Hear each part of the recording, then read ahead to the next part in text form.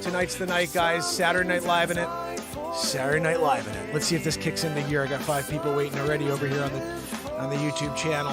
And we're here, TikTok family. I gave us a new feed today. You're going to see the guitar when I take it out. Last night I had a couple people on with me and they're like, I don't see the guitar. Okay, we'll figure it out. I was lifting it up. Tonight you're going to see it. We're playing some songs. We're writing some songs. How's everybody doing out there? Longest running show on earth, back again? Yeah, every day forever. I'll be here with you guys. I have no plan on stopping this show. I just want to drive it in front of more people because we need more positivity. We need more people to connect. And every day I'm doing this new thing with the news. So it's the comedy news. So I hope you guys can get a laugh out of it. I had one person on Facebook. Man, I got to tell you, there's Karens everywhere. This guy was like, how is this guy not being labeled as hate speech? I said, it's freaking comedy news, man. Lighten up. How about you scroll instead of being the person who's like, I gotta save the world from this piece of content. So I told the guy that. I'm like, dude, if you don't like it, just scroll, but it's comedy news. It's not intended to be bashing or hateful. Are you kidding me? We're here to try to get a laugh out of the freaking constant negativity in this world. Yeah, I could go really hardcore negative and all this other crap like all the other news stations, but no, I'm here to bring you the light, to bring you the truth. And so when I come at you with a piece of news every day, it's going to be the truth with some comedy splashed on top. I hope you're enjoying it. And we're doing 5+ pieces a day.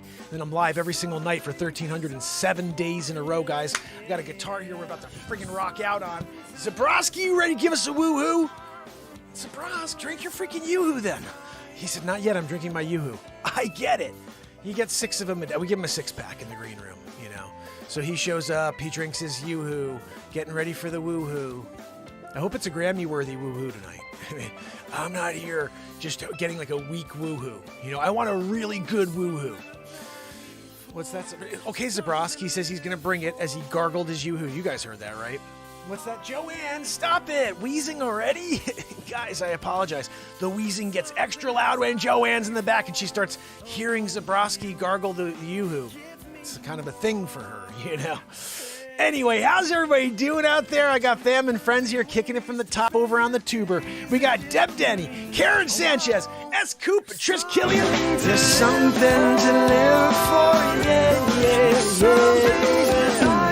Oh, guys, there certainly is. And we're going to do it again tonight. 3+ years in a row every day. If you just found the show, smack the screen, give me a follow. We do it every day forever. Matt Zabrowski, give me a woo-hoo. You better freaking give us a good one tonight. If it's not a good one, you're fired. I'm just kidding. Give us a good one, though. That was great. Right, guys? I was there and you were there. Together, we got it. We got a woohoo. So, stop from the top of the show, Joe, and I think we got to get a song going. Guys, just in case you're, if you're new to the show so you understand what's happening here, this is a live improvisation, live comedy, live music, rant, and comedy news show. Never been a script. 1,307 days in a row. I'll take these news stories that you guys are seeing. I literally do them in one take. Just quickly rock something out for you and get it out. And if you could smack the screen and get some people here tonight, I appreciate it. It's a Saturday Night Live. It's the 1,307th day in a row I'm doing this.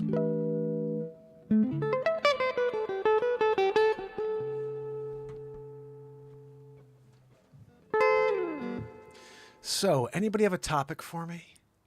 I think I saw my brother Sig Sauer and Tim Beers come in the room. Loving it. Guys, and Pamela Swan's here. She's already yelling at Joanne. I get it. The wheeze, and it gets to be kind of annoying. Hopefully we'll get some other fam and friends to join us for the live show because we're doing it and we got the friggin' beat seat going. If you guys don't know what the beat seat is, it's my invention. I'm sitting on it. I patented it. It's the first drum you could sound like a drummer, basically, or you can kick the thing while you play guitar and sound like you're a band. We're doing both things tonight. I guess things just really frustrating me here on TikTok. There we go. I just needed to adjust that camera a touch. It's still not perfect, but it'll do. Anyway, guys, we are rocking out. CRM in the house. Oh.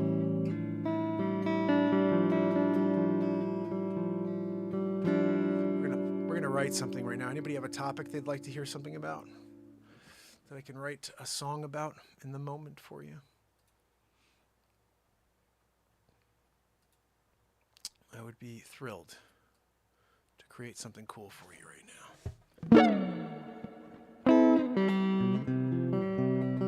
Oh, you got to hear what I went on late last night on TikTok, and this came out. Somebody asked me to write a song about Can't Find My Way Home or something like that.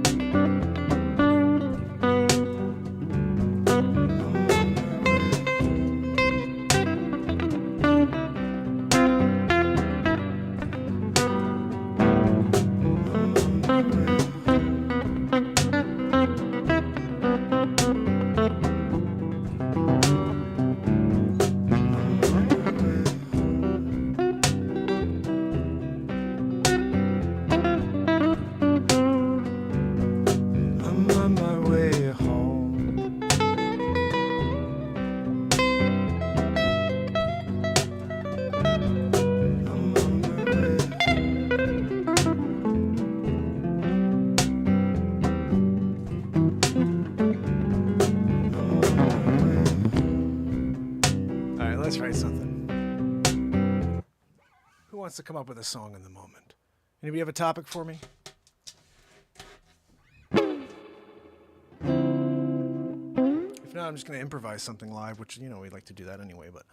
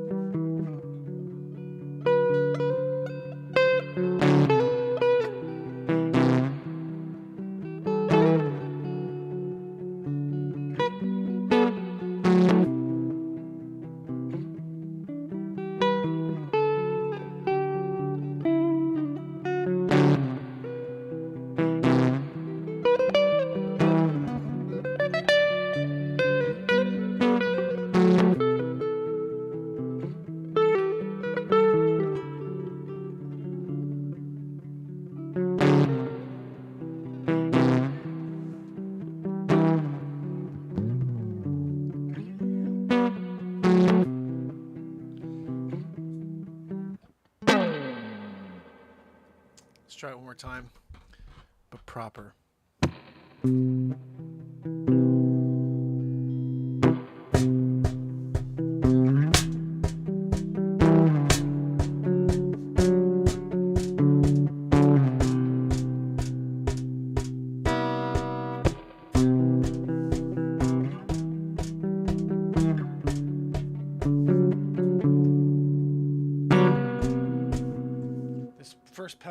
First pedal and the third pedal are crap. They just, there's dust in them or something, but whatever. When I push it, half the time it works, half the time it doesn't.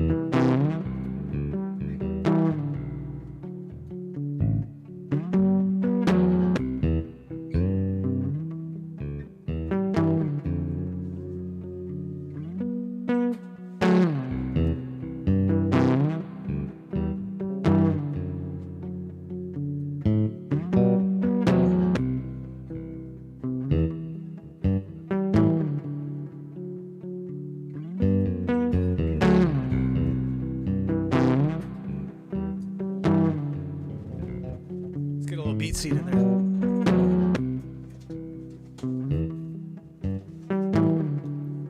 Go to beatseat.rocks. I'll build one for you.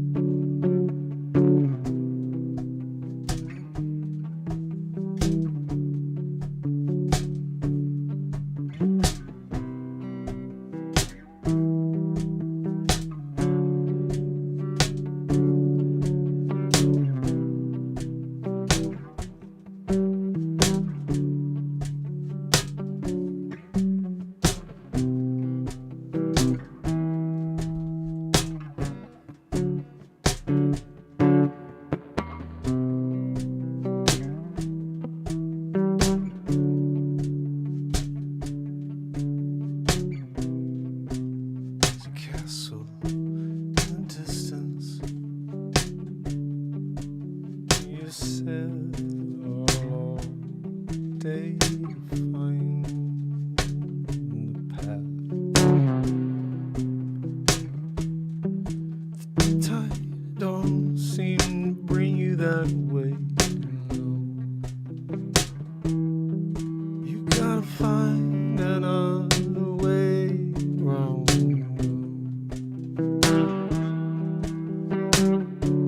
You got to find a way around.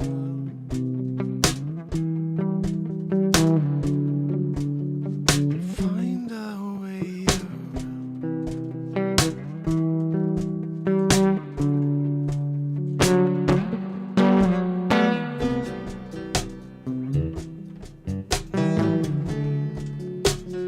Find a way around.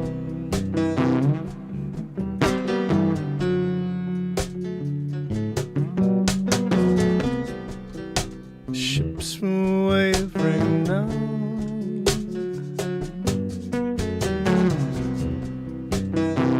The waves are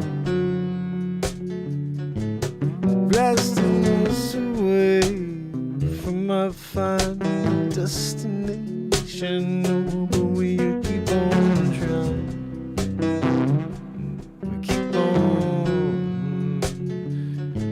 We keep on trying to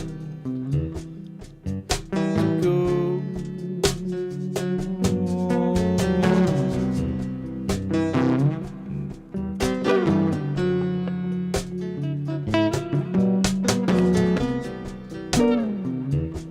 It's missing that piece.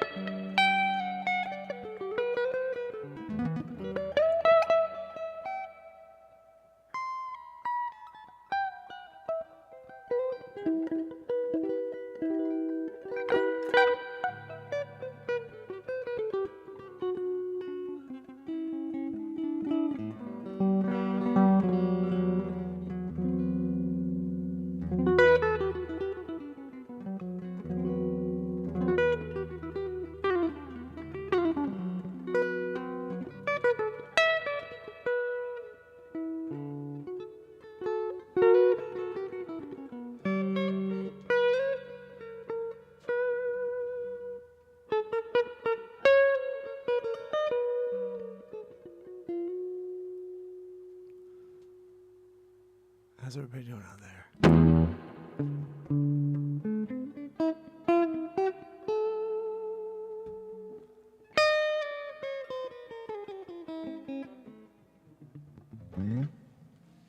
So, we're not done with music. Don't get fresh. Don't get fresh. But I do have to, for 1 second, I have to make a phone call. So what I want to do in the moment here is play you guys something, a piece of content. We have over 2,400 pieces of content. I rarely play you pieces of content anymore, but I do need to make a phone call. So let me find you a butte here. You want a piece of music? We're on music, and we're going to be playing some more music. So maybe we should pick a piece of comedy. But I don't know. Let me see what I come across here. I'm thinking something.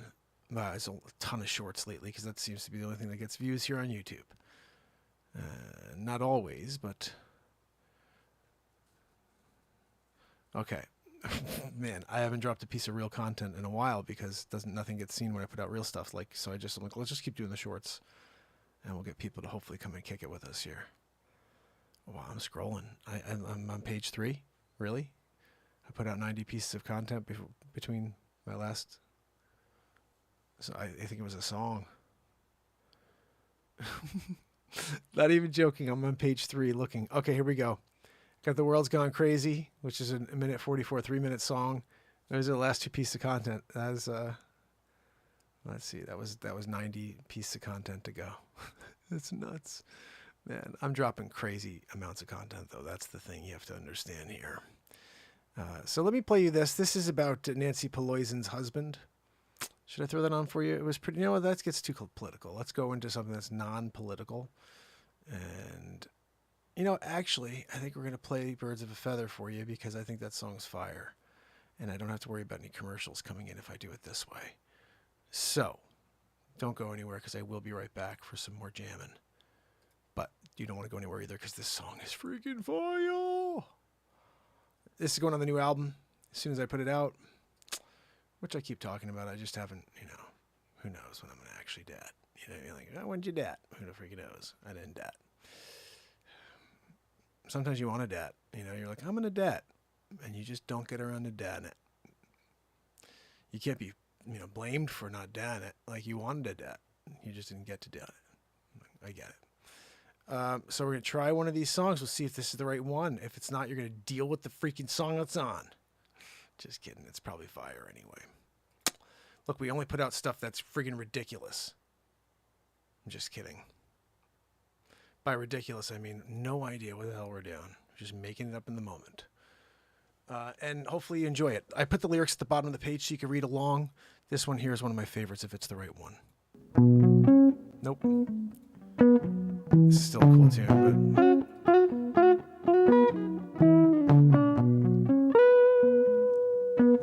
I gotta put on I do like the way this starts, but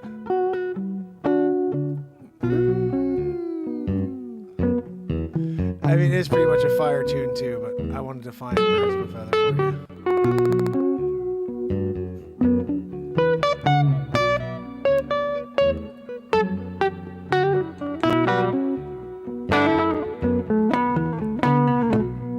Alright. You gotta find Birds of a Feather.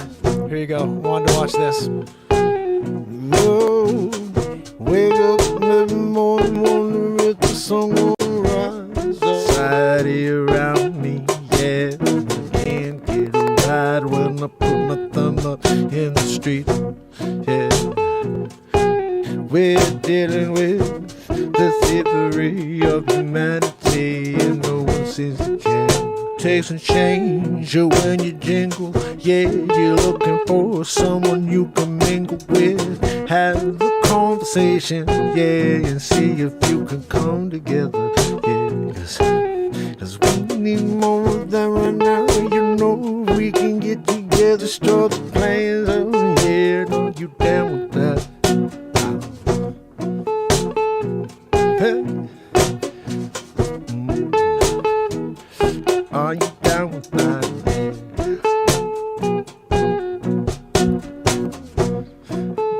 Take a pen and a paper, write down your feelings, crumble it up, throw it in the trash basket, cause no one wanna talk about it, no, don't turn it to, yeah, you keep your problems to you, yeah, and if you don't agree with me, I'm gonna cancel you, yeah, that's the only way we're living, yeah, if you got heart, yeah, they're gonna stab you all around it, yeah, until you got nothing left, yeah, like I said, this is the theft of the society, oh, seems to care,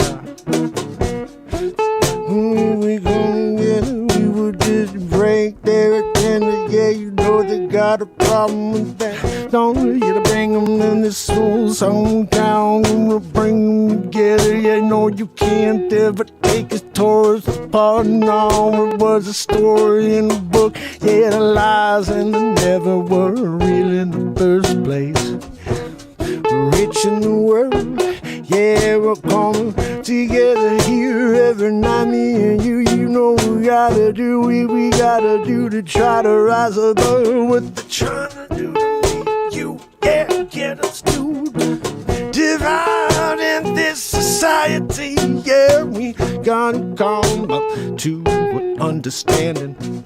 Yeah, that none of the things that they are saying are true or even close to true. Yeah, they're just trying to get at me and you, and they've been successful. Yeah, but we got to step back for a moment and say, no, I see you for you. Yeah, you can't get to me, cause that's my friend, that's my fellow human being. Oh, there's only one way to come together. Yeah, push away the negative with it. Yeah, cause you know the birds of a feather. Yeah, now they stick together. Yeah, positivity. Yeah, no, it's got to be the North Star. Yeah, gonna travel as far as we gotta get there. They can't keep us down no matter how they try. No, cause I keep showing up. Don't want you to bring them in this small song town. We'll bring them together. Yeah, no, you can't ever take us towards the part. No, it was a story in a book. Yeah, the lies and the never were real in the first place. From a mountain, you're looking out over a landscape. Through all of the lies from here to eternity. Yeah, I'll join you if you ask me.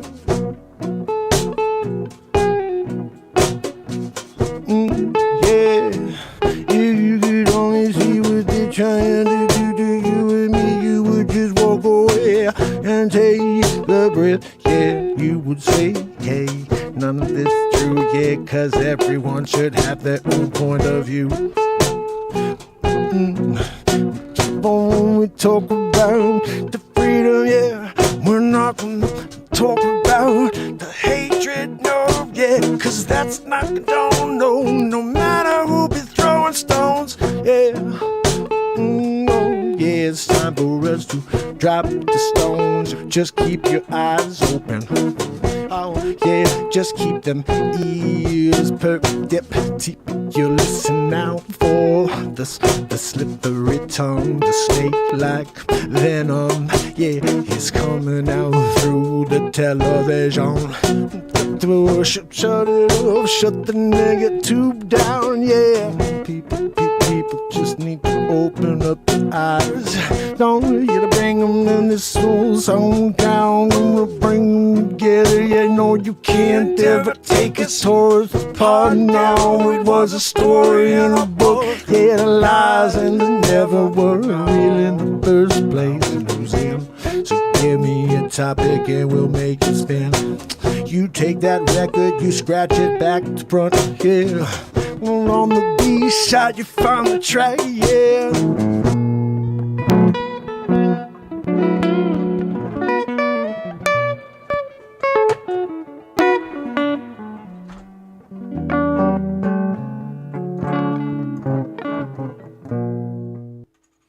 Oh yeah, I'll tell you what, that tune is freaking fire. That song's going on the next album, Birds of a Feather.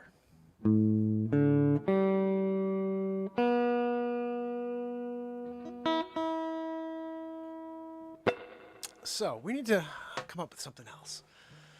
Hey, Holly. I want to say hi, Bradley Smith, Conspiracy Realist Mom, Daniel Tybalt, my brother, Holly Noel Llewellyn. I think I said that perfect, actually.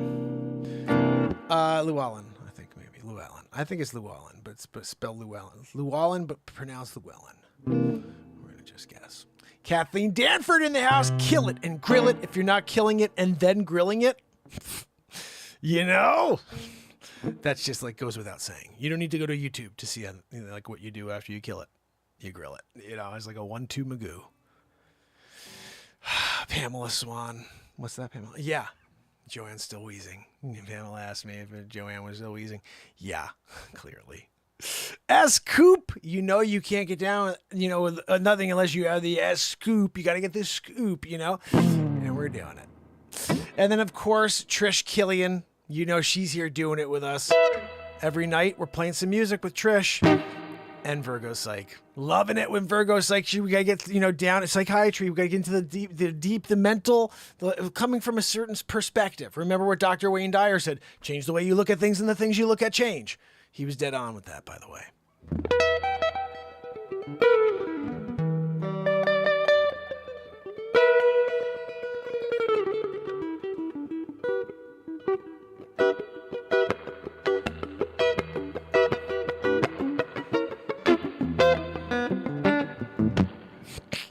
All right, what are we going to play?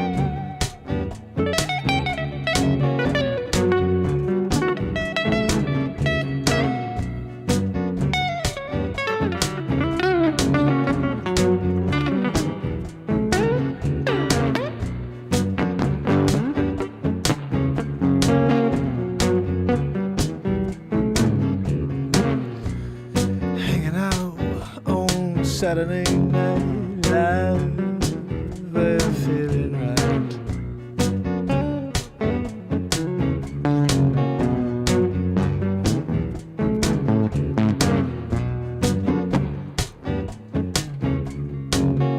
To go.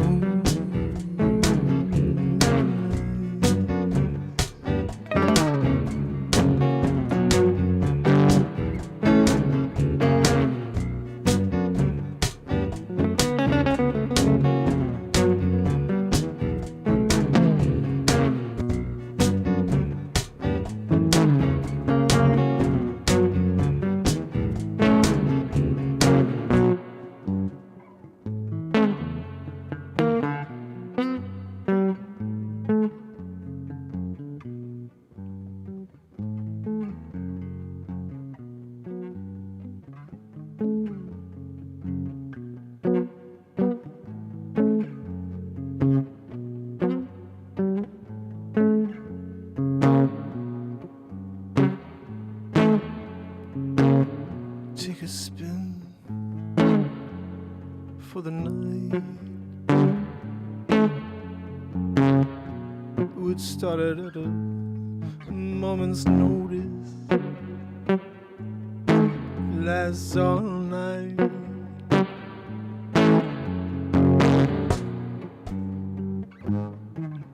No one on the road.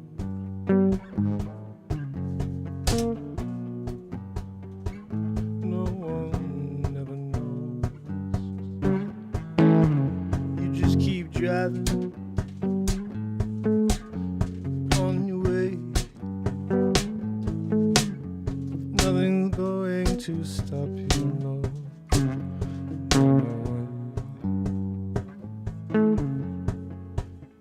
The moon shining down now. I can see the stars. Oh, I can see the stars.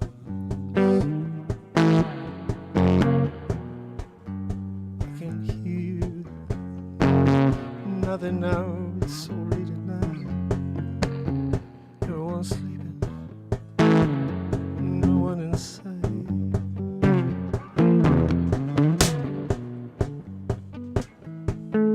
No one, not a peep. Little off.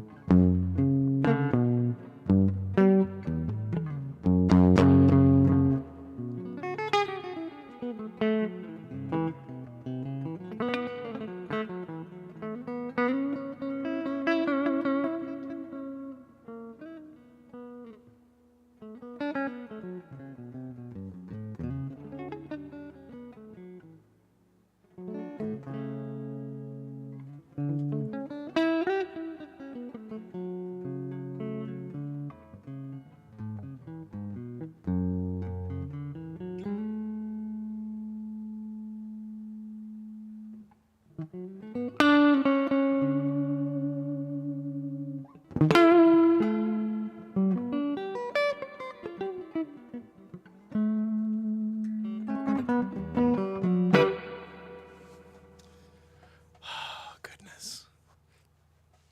How's everybody doing out there? We're in the process of doing it. 1,307 days in a row.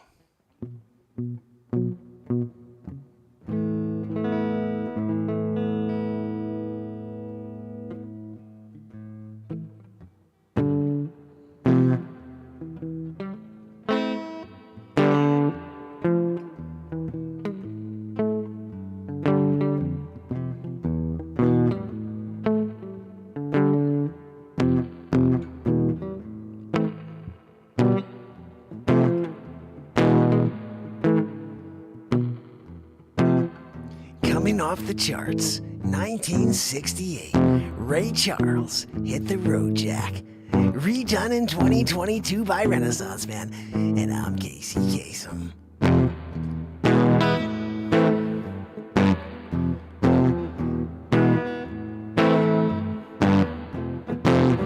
Hit the road, Jack. Don't you come back no more. Hit the road, Jack. Don't you come back no more.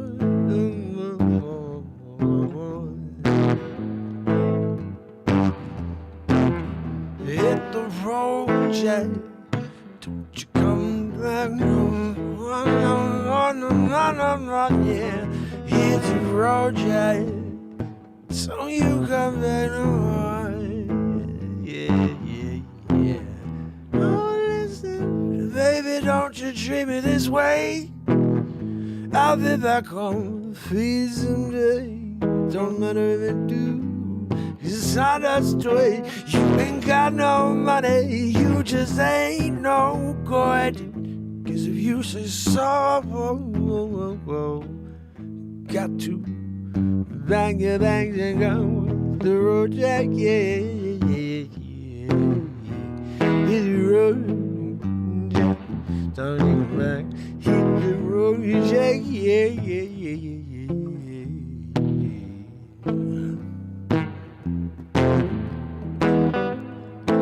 It's at this time we bring Ray Charles back from the dead, and Casey Kasem.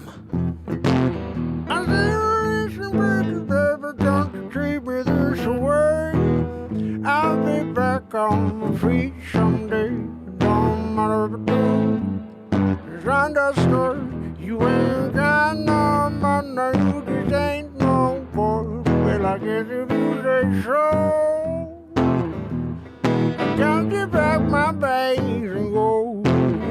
Hit the road, Jack.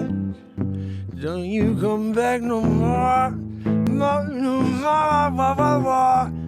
The road, Jack. Don't you come back no more. No more.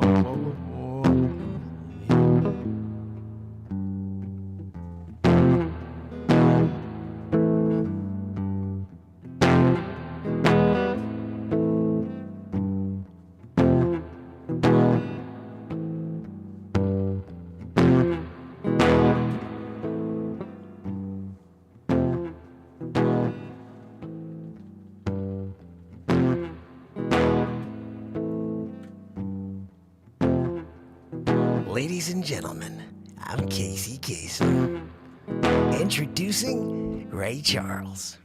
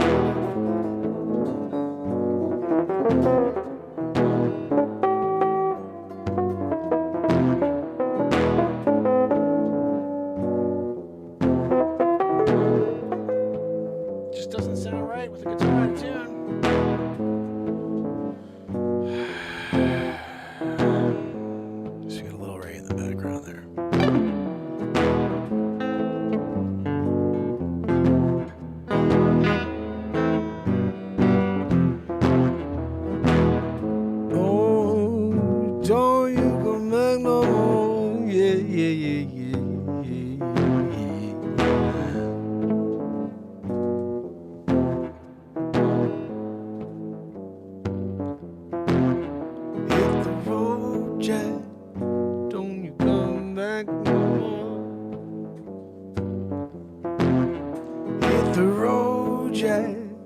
Don't you come back no more. Hit the road, Jack. Don't you come back no more.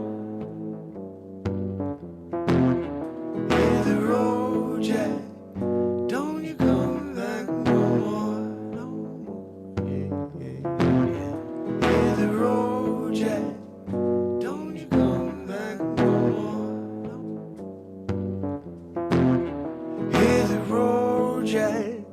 Don't you come back no more. Hit the road, Jack. Don't you come back no more. No more. No, no, no, no, no. Hit the road, Jack. Don't you come back no more. No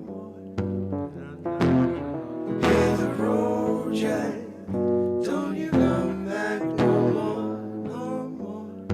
No, no, no, no. Hit the road, Jack. Don't you come back no more. No more. No, no, no, no. Hit the road, Jack. Don't you come back no more. No more. No, no, no, no. Hit the road, Jack. Don't you come back no more. No more. No, no, no, no. Hit the road, Jack. Don't you come back no more. No more.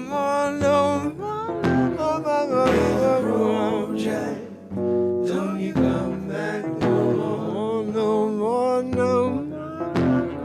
Hit the road, Jack. Don't you come back no more.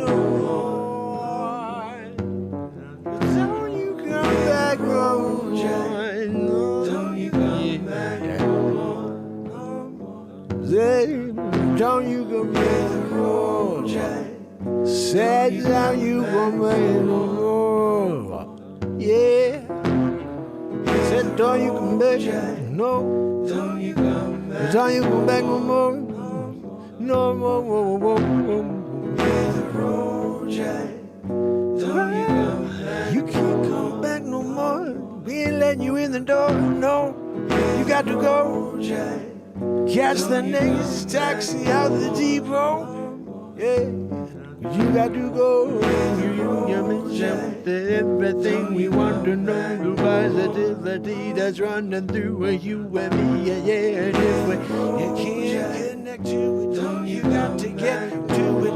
You got to get in the next taxi and get down the road. Yeah. But don't you come back no more. Hit the road, Jack. Don't you come back no more, no more, no more. Hit the road, Jack. Don't you come back no more, no more. Don't you come back. Hit the road, Jack. Don't you come back no more, no more.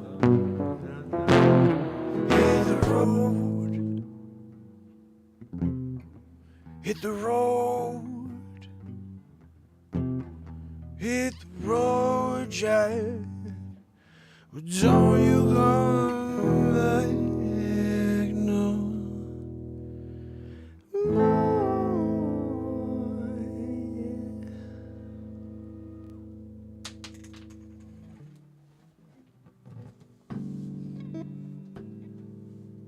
You throw a freaking Ray Charles pick. Where to land, Joanne? That is your job. Locate the picks in the room and try not to toot in the process, When Joanne bends over, all bets are off, Sometimes we're just saying to ourselves, is it worth it? Is it worth the risk of, her bending over, dropping a 1-2, magoo all over the studio? I have to deal with the smell. You guys are probably also smelling it through the screen and in the chat, right? You're in there in the chat. You're like, what's that smell? Joanne, don't throw your freaking dollar at me. Is your first name Karen, Joanne, and your middle name's Joanne? What are we talking about here, right? Sometimes when you're here with Joanne and she's got her, she's in a tizzy. Some people will say like she's got her underwear up her hiney butt. That's also a saying. I almost got bumper stickers made of that. Joanne's got her underwear stuck up her hiney butt. that was the other one I was going to put all. Yeah, Joanne just reminded me. The other one I was going to do is Joanne's got sand in her hiney butt. And that was another one that played well to the test audiences. You know, we put it out there and we got a great response. They were like, "Yeah, I'll watch it every week." You know, I don't know. Well, Joanne, why didn't we get around to Joanne's got sand in her hiney butt? Why didn't we do that? That would have been. I think that would have been something we could have all gathered around the TV together. What? No, who cares about Get to Know America? Nobody needs that. We need a Joanne's Got Sand in Her Hiney Butt show. I would watch it. I would probably stop my show for that. You know, like, imagine, like, oh, it's Thursday nights. For 4 hours, Joanne's doing the hiney butt. She's got to get the sand out of her hiney butt. And I'm like, Renaissance Man show. Joanne's got sand in her hiney butt, and I got to watch her try to figure out how to get it out while not tooting and, you know, destroying small buildings. And that's a show, you know. That's what I would do with my Thursdays. But, you know, when I'm here and I got to deal with the wheeze and I got to deal with the potential tutor-looters when she's there bending over to pick up picks. That's kind of a double, you know, entendre, Joanne. You're picking up picks, you know. Joanne, can you please put your feet down and your shoes back on? The smell is horrendous. Yeah, and the wheeze is ridiculous, too. She goes, the wheeze isn't that bad? No, are you kidding me? It's like the worst thing, you know? Holy freaking cow. But guys, when you're doing it, you're doing it. And Joanne is most definitely doing it, whatever that means to Joanne. I know, Joanne, I know you're trying your best, you know, and it's not your fault. You listen to the science, the PSYOP. That's what I meant to say, Joanne. I meant to say you listen to the PSYOP, not to the science. Because if you listen to the science, you would have been like, no way. You know, there's no way. Wharton, how are you, my brother? So good to see you. Yeah, her name was Joanne. She lives in a castle by the sea, and she's also a Wheezy McGee. We can't get her out of this basement. Still got to figure that out. You know, we called Hawaiian Punch to see if they could send over one of their freaking ridiculous jugs that punches through walls to say, grape, you know, and like, I like grape, you know, I see Hawaiian Punch, whatever the frig it was. And I'm hoping still. I put in a call to the company, you know, maybe we should follow up.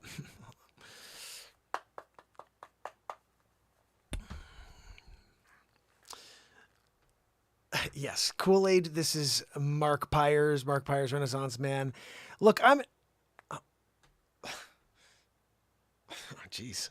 What was your name? Erica. I had no idea you were a huge fan, Erica. Look, I appreciate it, Erica, but I'm here.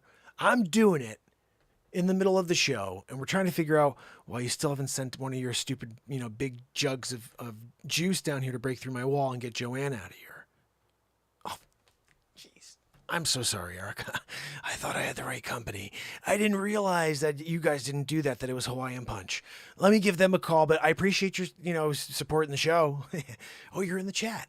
Guys, look, take a look for Erica. She's in there right now. Erica, you rock and friggin' roll. Stay on. You know, go in there and you can tell people how great Kool-Aid is, and maybe they'll buy your product. You know what? A lot of people like Kool-Aid right now. At least they're drinking a lot of it in this country for the last couple of years. You know what I mean? Anyway, I got to go, Erica. Yeah, thanks so much. No, now you're just wasting my time, really. You know, like we're in the middle of a show, and you're delaying me from making a phone call to Hawaiian Punch and find out where the friggin' grape Hawaiian Punch guy is. Come through my friggin' wall, Erica. No, thank you very much. I really appreciate you supporting the show. Take care. Bye-bye. Guys, I made a mistake on that one. You don't want to call Kool-Aid and tell them what's going on with your guy coming through the freaking wall, and they're like, that's not our guy. We don't do that. You know, we don't do Kool-Aid doesn't do that. That's a freaking Hawaiian Punch, dude. I have it on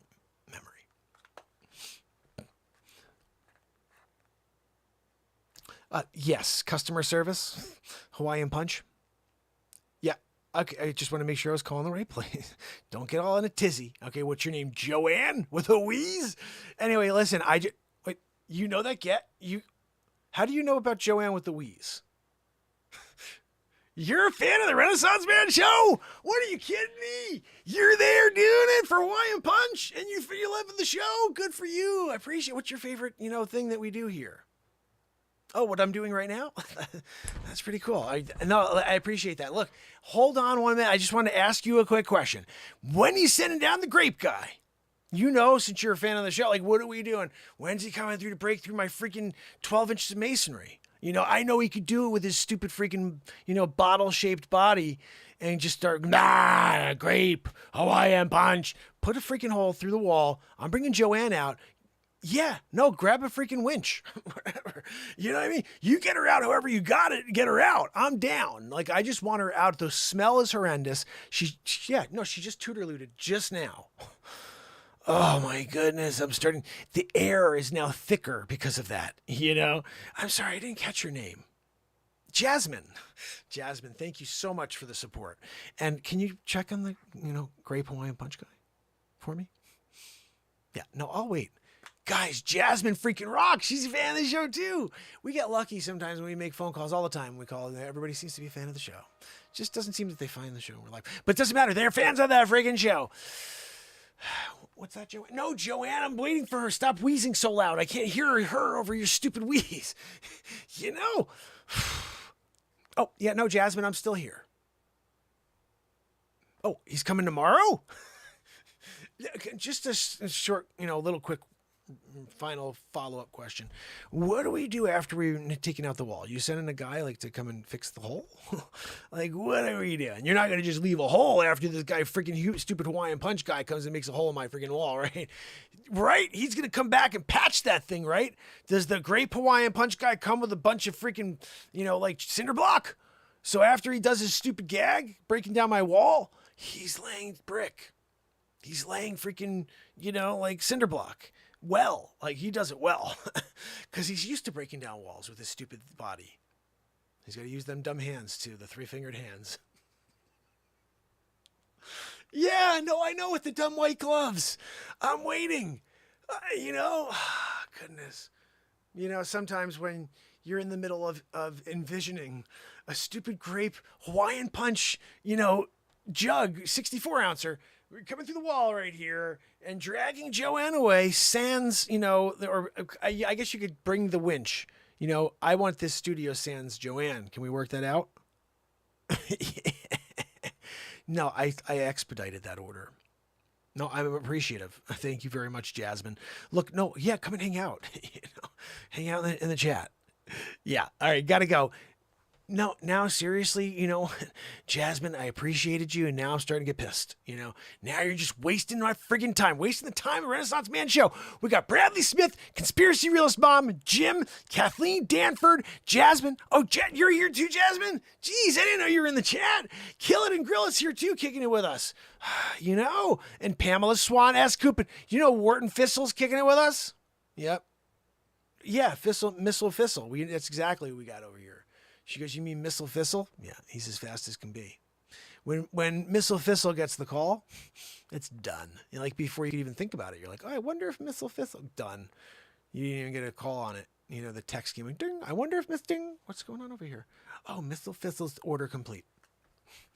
Sometimes that happens, Jasmine.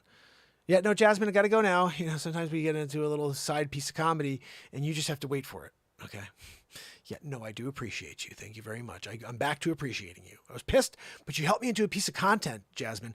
And sometimes when you feed the show, then I'm like, okay, no, you know what? Jasmine's cool again with me, So yeah, you're cool again with me. Now you're pissing me off. Jasmine, now you're freaking pissing me off again. I was here giving you the benefit of the doubt, and then you're back to pissing me off, Yeah, no, I gotta go. Thanks, Jasmine. Guys, I sometimes you just had enough. Oh, goodness. What's that, Joanne? No, Joanne, your wheeze isn't any better. Oh, goodness, guys. Sometimes we're making magic happen in the moment here. Missile Fistle, he came out of nowhere. He was drafted first, in the 92 draft. They called him in front of Anthony Hardaway. They're like, you know what? We don't need a Penny Hardaway. We need a Missile Fistle. Freaking Missile Fistle went out there. And when he brought he did this left-hand swoop, layup thing, he didn't dunk. Missile Fistle never dunked. That was kind of his trademark. He could jump a freaking, he could touch, it was one time he touched the Coliseum roof. Just on a jump. Just like, guys, look at all I could do on Missile Fistle. Jumped up, used his missile abilities, jumped up, touched the ceiling of the Coliseum, floated back down. Weird. It was almost like he was figuring out how to, deal with gravity. Missile Fistle. You know, some people said he used his rocket energy in order to keep his body from falling, you know, at a really fast rate and splattering back on the court. Missile Thistle came like down like a friggin' ballerina in it. You know what I mean? He came out and actually did a twirl at the end. You know, pirouette. You know, sometimes when Missile Thistle got the call, sixth man, you know, they're like, Missile Thistle, got to come out there and you do it. You know, he's coming down this, you know, court in a fast break.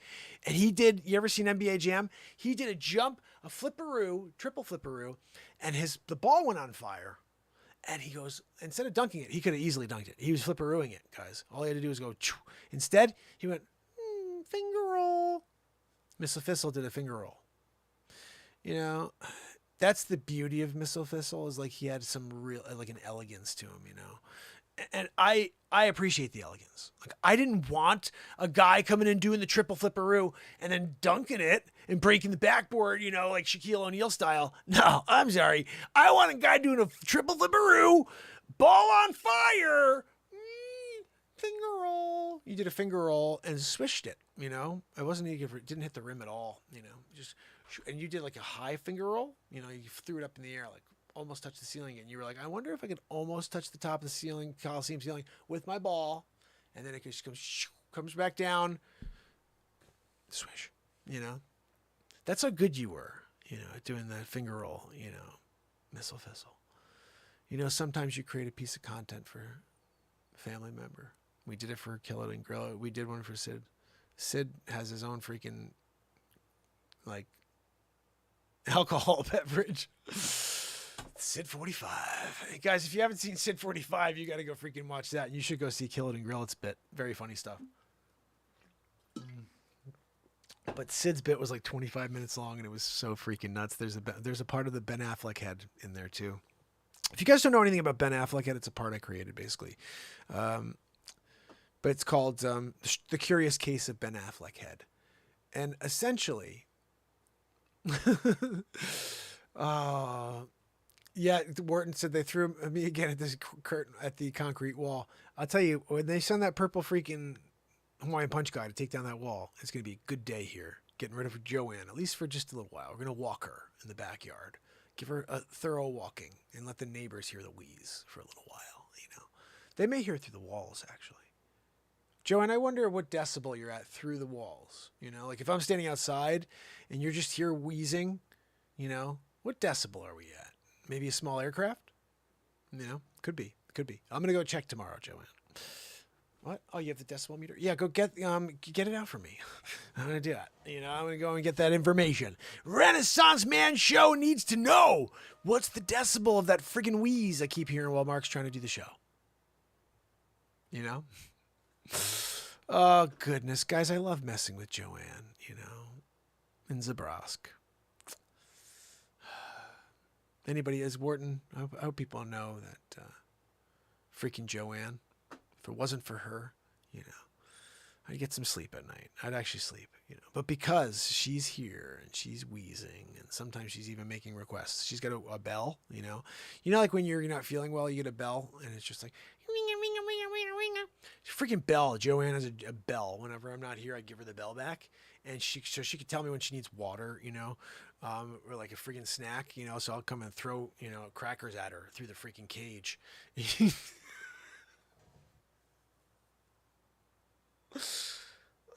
Joanne, I gotta keep you in there. You know, like what if the kids came down and saw you?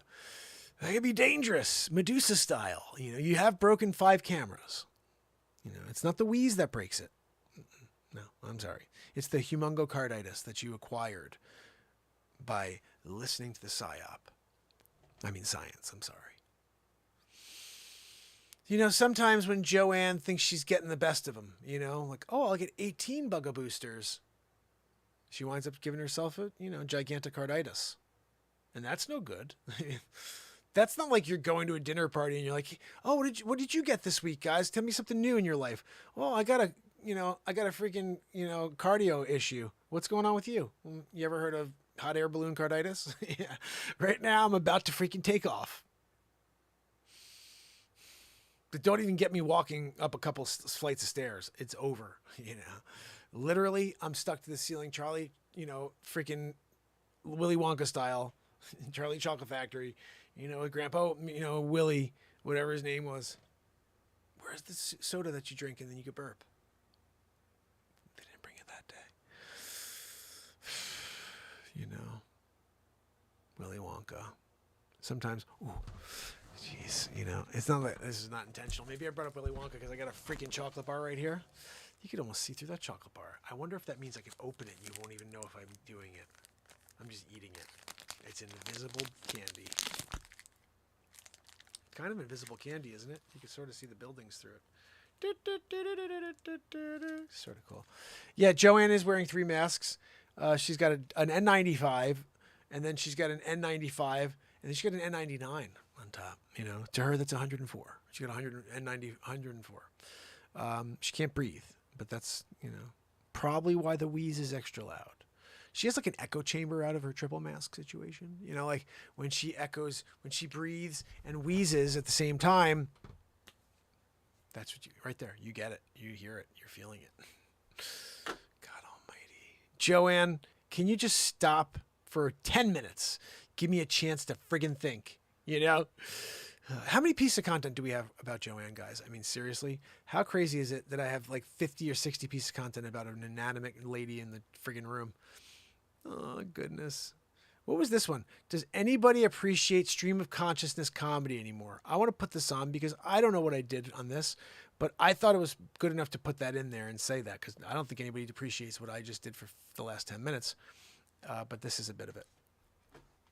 That was Joanne and Mark Short's videos. That's absolutely right. Mark Pires, my friend. I love this guy. Holy cow. Guys, so this is the other Mark Pires. He's got a show here on YouTube as well, and he's helping people find financial freedom. Love Mark Pires. And his wife's name is, I want to say, it starts with an L, just like my wife. And we had a great chat about that one night. I still got to have Mark on here one day because we do interviews here. So we chat with, give me a ring offline or shoot me a message on Facebook because we're friends over there as well. But yeah, this is the 1307th day in a row, Mark, that I've been live. How crazy is that?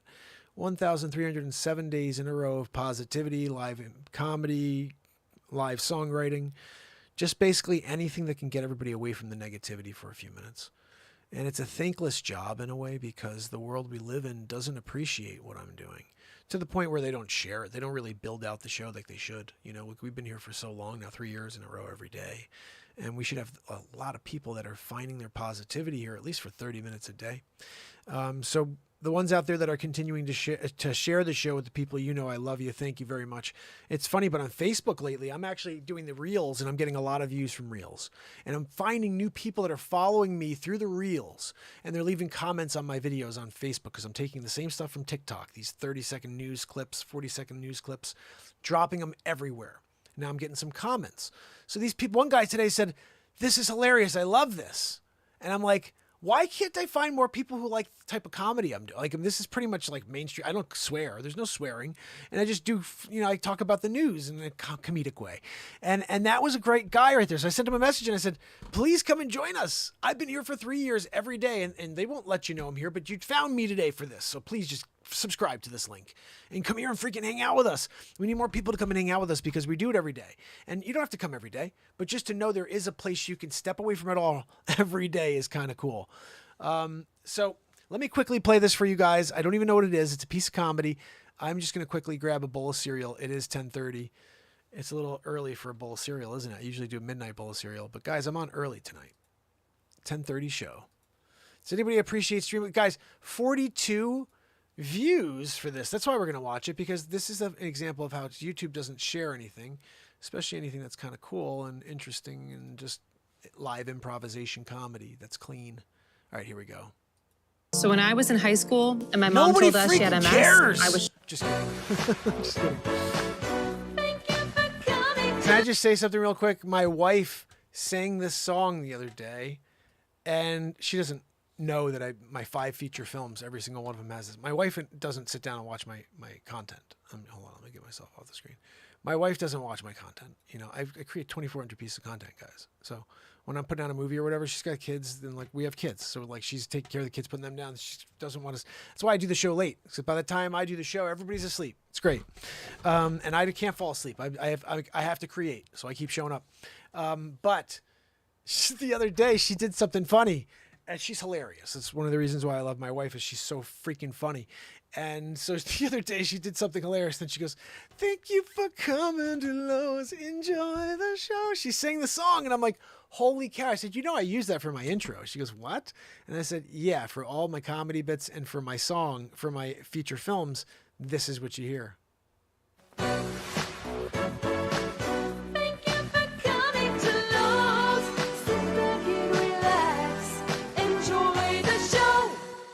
Joanne, no, Joanne, I don't want you to pick up the picks. Because you know what happens when you bend over to pick up picks. The heart bubbles, leads to tutors. Nobody wants a tutor looter from Joanne. You know? Like, we're getting calls from the news. What's that going on? There's a smell permeating from your general vicinity. Is everything okay? Yeah, Joanne's picking up picks again. You know? Sometimes when you're there and you're dealing with it, but you're the only one dealing with it, you guys are through the screen. I know you can hear the wheeze. I know. But can you smell the Joanne? No, I don't think so. The wheeze? Yeah, you got the wheeze. You're there. You're getting the wheezeroo. But smell? That's just me. I'm the only one who deal, with the smell. Joanne, did you just turn? It's sad when she just does simple things like turn. Because the effervescence, it changes. It just gets more pungent. What's that? No, Joanne, I know that you can't do anything about it. I get it. But you can do something about that wheeze, I think. Right? WD-40 or something? You're spraying it down. We're going to get a little extra lubrication on it. And then you're going to be good. Right? No, nothing? Bueller? Poor Joanne, We do have a GoFundMe for Joanne, just so you know. It's not in the link tree below, but if you do go to my link tree, which is in the description below on all platforms, should be on all platforms, linktree.com/Mark Pires, you could donate to the show and we will give Joanne her fair share. And you could donate all of your hard-earned dollar bills and we're going to donate many doll hairs to Joanne. She gets a lot of doll hairs from this show. I've given her $500 hairs an episode. And then the bonus ones when you guys donate dollars. Conversion rate. Dollar. Opening up a new bank. Doll Hair International. Yeah. You should look it up. Yellow Pages. No, we're still using it. I get it. Like we're Google. I'm not good. We're still doing the Yellow Pages, It's let me go open it to the banks. Let me see what's in there. Oh, look at that. We're the only one left. We're the only bank in there. Everybody else went Google, Got Prime, they were like, we'll give you the entire freaking, 8 pages. I said, can we do that just to maybe showcase a photo of Joanne's heart on 8 pages? I'll do 8 pages, Renaissance Man show. And we went down the line. The bank got its own 8 pages too.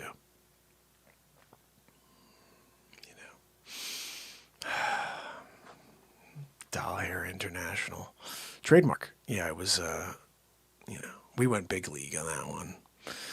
Sometimes when you take the extra steps to protect your intellectual property,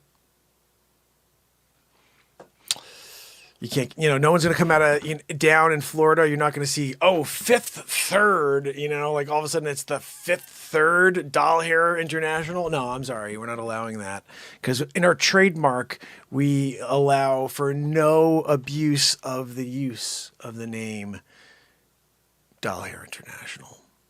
So you can't put a Fifth Third in front. No, I'm sorry. Oh, it's the Fifth Third National International. We're going to get tricky and throw a national in front of the international. Just call yourself the World Bank, The Doll Hair World Bank. It's got a good ring to it, The DWB. The year 2024, the DWB does it, All of a sudden everybody's just, I'm going to put my money in the DWB. Yeah, you know me. Everybody's just on the street singing it. You down with DWB? What's Joanne? Joanne says, yeah, you know me, but with the wheeze. It's like you come here hoping that she'll get the wheeze under control. You come here hoping that the DWB comes out with a single that year. 2024, they're coming out with a single as well, because everybody wants to pump it while they're out there. They're like, pump it real good. DWB, everything's turned into rap tunes. There's it's the big TikTok trend is to do it like a freestyle. You could do like one bar, DWB style. Stupid commercials. Hold on. I'm a pretty boy. Get the white corn, get the fresh chin, got the white corn, get the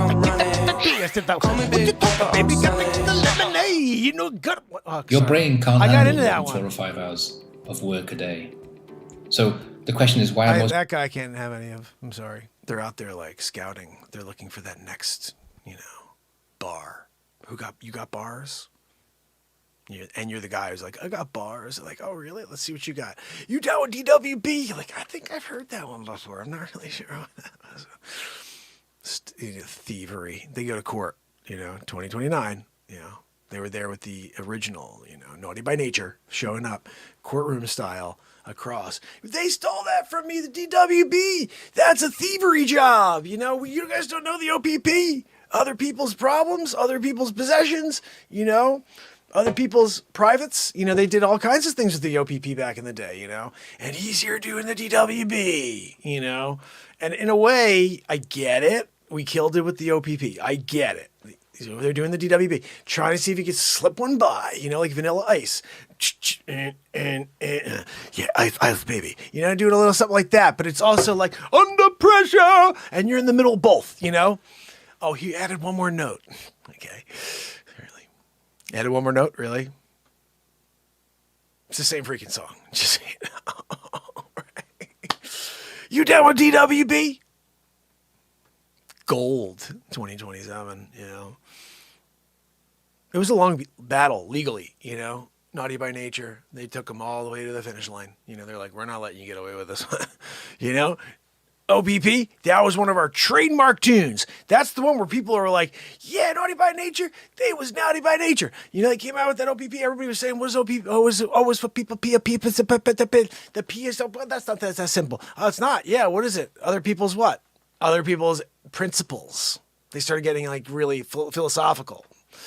Other people's philosophies. That was one too, Yeah, no, Joanne, I think I've exhausted that one too, to the extreme. Not really sure I could do much more on that one. What's that? I know, Joanne. I'm sure I could do another 37 minutes on that. I'm just saying, you're here doing it. Doll Hair International style. It's like the next big blockbuster Hollywood film, Oh, did you hear about it? Doll Hair International starring Clive Owen. Yeah, he's there. He's trying to see if he could stop the robbery. Spike Lee got involved too. He's directing it. You look. You want to do a Doll Hair International and try to bypass Spike Lee? I'm sorry, no. You're in trouble. They tried to get Danny Aiello as well for the part, but he couldn't make it. That he was not doing well. When you're in the process and you're like, who do we get? Who do we get? Rosie Perez is busy too. She can't make it. Hey, puppies, stop it up there. I'm in the middle of doing a Renaissance Man show. You know, when you're doing it. Got puppies up there doing it, apparently. It was one boy, one girl. You know what happens when, that combination. 2022, though. You never know anymore in 2022. It could be anything. Could mean anything in 2022, It could mean anything in 2022. Isn't that the case? Oh, famine friends. It's interesting thing. We've been on for an hour and a half. It's only 10:30. We typically do a half-hour show during the week, and the fact that I've been doing that kind of trained myself out of this whole long show thing that I was doing for so friggin' long. Not that I don't like doing the longer shows, but I do think in order for you guys to want to come back every day, they can't be super long, I did have a few news stories I wanted to share with you. And I thought maybe we could do that. Joanne, what do you think? Can you pull them up here instead of wheezing and being a freaking obnoxious person? Oh, my goodness. Now she's opening up the file cabinet. Joanne, there's nothing in the file cabinet. We've discussed this before, okay? You already have the Zabrowski check for tomorrow in hand. But with her, she just keeps doing it. I think it's just to spite me, So, this is the story of the day. Joanne, where the freak did I go? I was on the screen and now I'm gone and you're going to just... Oh, thank you, Joanne. So, Chinese propagandist deletes tweet warning Nancy Pelosi's plane could get shot down.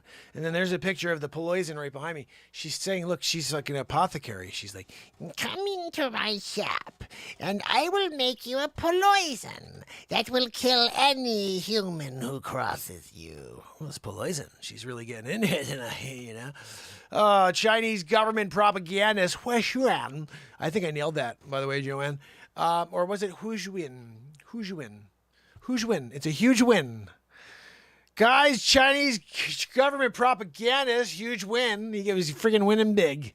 Winning big league, are you kidding me? Chinese government propagandist, who'd you win? Look, how big did he win? Big league?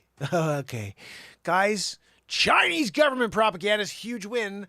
Said on Saturday he deleted a tweet warning of military retaliation if the U.S. military jets escort Nancy Pelosi on her visit to Taiwan. That's how you say it if you're over in the, Orient. However, he nixed the tweet only after Twitter blocked his account.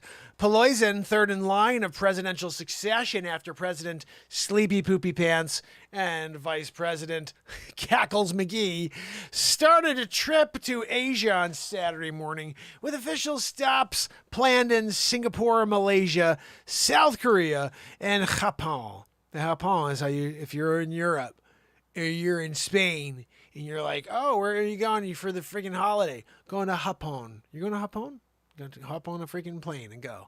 It's widely speculated she will also stop in Taiwan, which Communist China maintains as a breakaway province, not an independent country, and has no right to conduct foreign relations. The two split in 1949 after a civil war that saw the Communist Party take over mainland China. Why is it Communist Party? Isn't it supposed to be Communist Party? I bet you this is some fake news article here by, let's see, New York Post in it. Usually they're pretty fake news in it, but not fully fake news. Sometimes they bring the truth. But I think they meant to say Communist Party, right? Pelosi has refused to confirm that the reports... Look at this guy. Holy freaking cow. We'll get to you in a second there, huge win. It's what... Woohoo!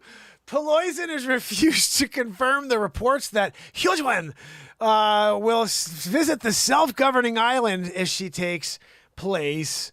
If the visit takes place, she would be the highest-ranking American elected official to visit Taiwan since 1997. While he deleted the tweet about shooting Pelosi down, Huge Win continued to tweet comments about the trip. Huge Win said, Huge Win, I got to ask you a question. Let me ask you. You tell me one, two, Magoo in it, right? Did you say you're going to take down Pelosi? And why the freak did you take the tweet down? Just let it sit, All right, let it sit. If Pelosi really visits Taiwan as planned, the Tsai Ing-wen friggin' killed that one. Right on, right? Tsai Ing-wen, first time I nailed it, and then I should have just kept going, Joanne. Joanne, sometimes when you get it right, you don't acknowledge it. You just keep going, If Pelosi really visits Taiwan as planned, the Tsai Ing-wen, killed it again, Authorities are in compliance. Accomplice. What the freak? Joanne, when you don't read these stories, pre-read them, then you're bound to make some mistakes. Deal with it. The mainland will definitely carry out severe punishment actions on Taiwan at the same time. The unbearable consequences will fall on Tsai authorities. The Chinese military, meanwhile, conducted 5 fire exercises Saturday off its coast opposite Taiwan as the speaker was flying east. The People's Liberation Army conducted the drills near the Pington Islands off Fujian Province, Joanne. The official Xinhua... What the frig is with all these stupid words, Joanne? Oh, there's real words in Chinese, she said. Sorry, Joanne, I didn't realize it. Still sounds stupid. Pingting... conducted the drills near the Pingting Islands.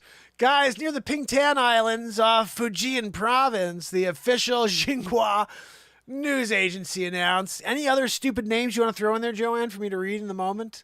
This is all Joanne's doing. She opened up Word document. Oh, yeah, it's the Fujian and the freaking Pingting. Holy cow. Xinhua, Joanne? We'll do a Xinhua.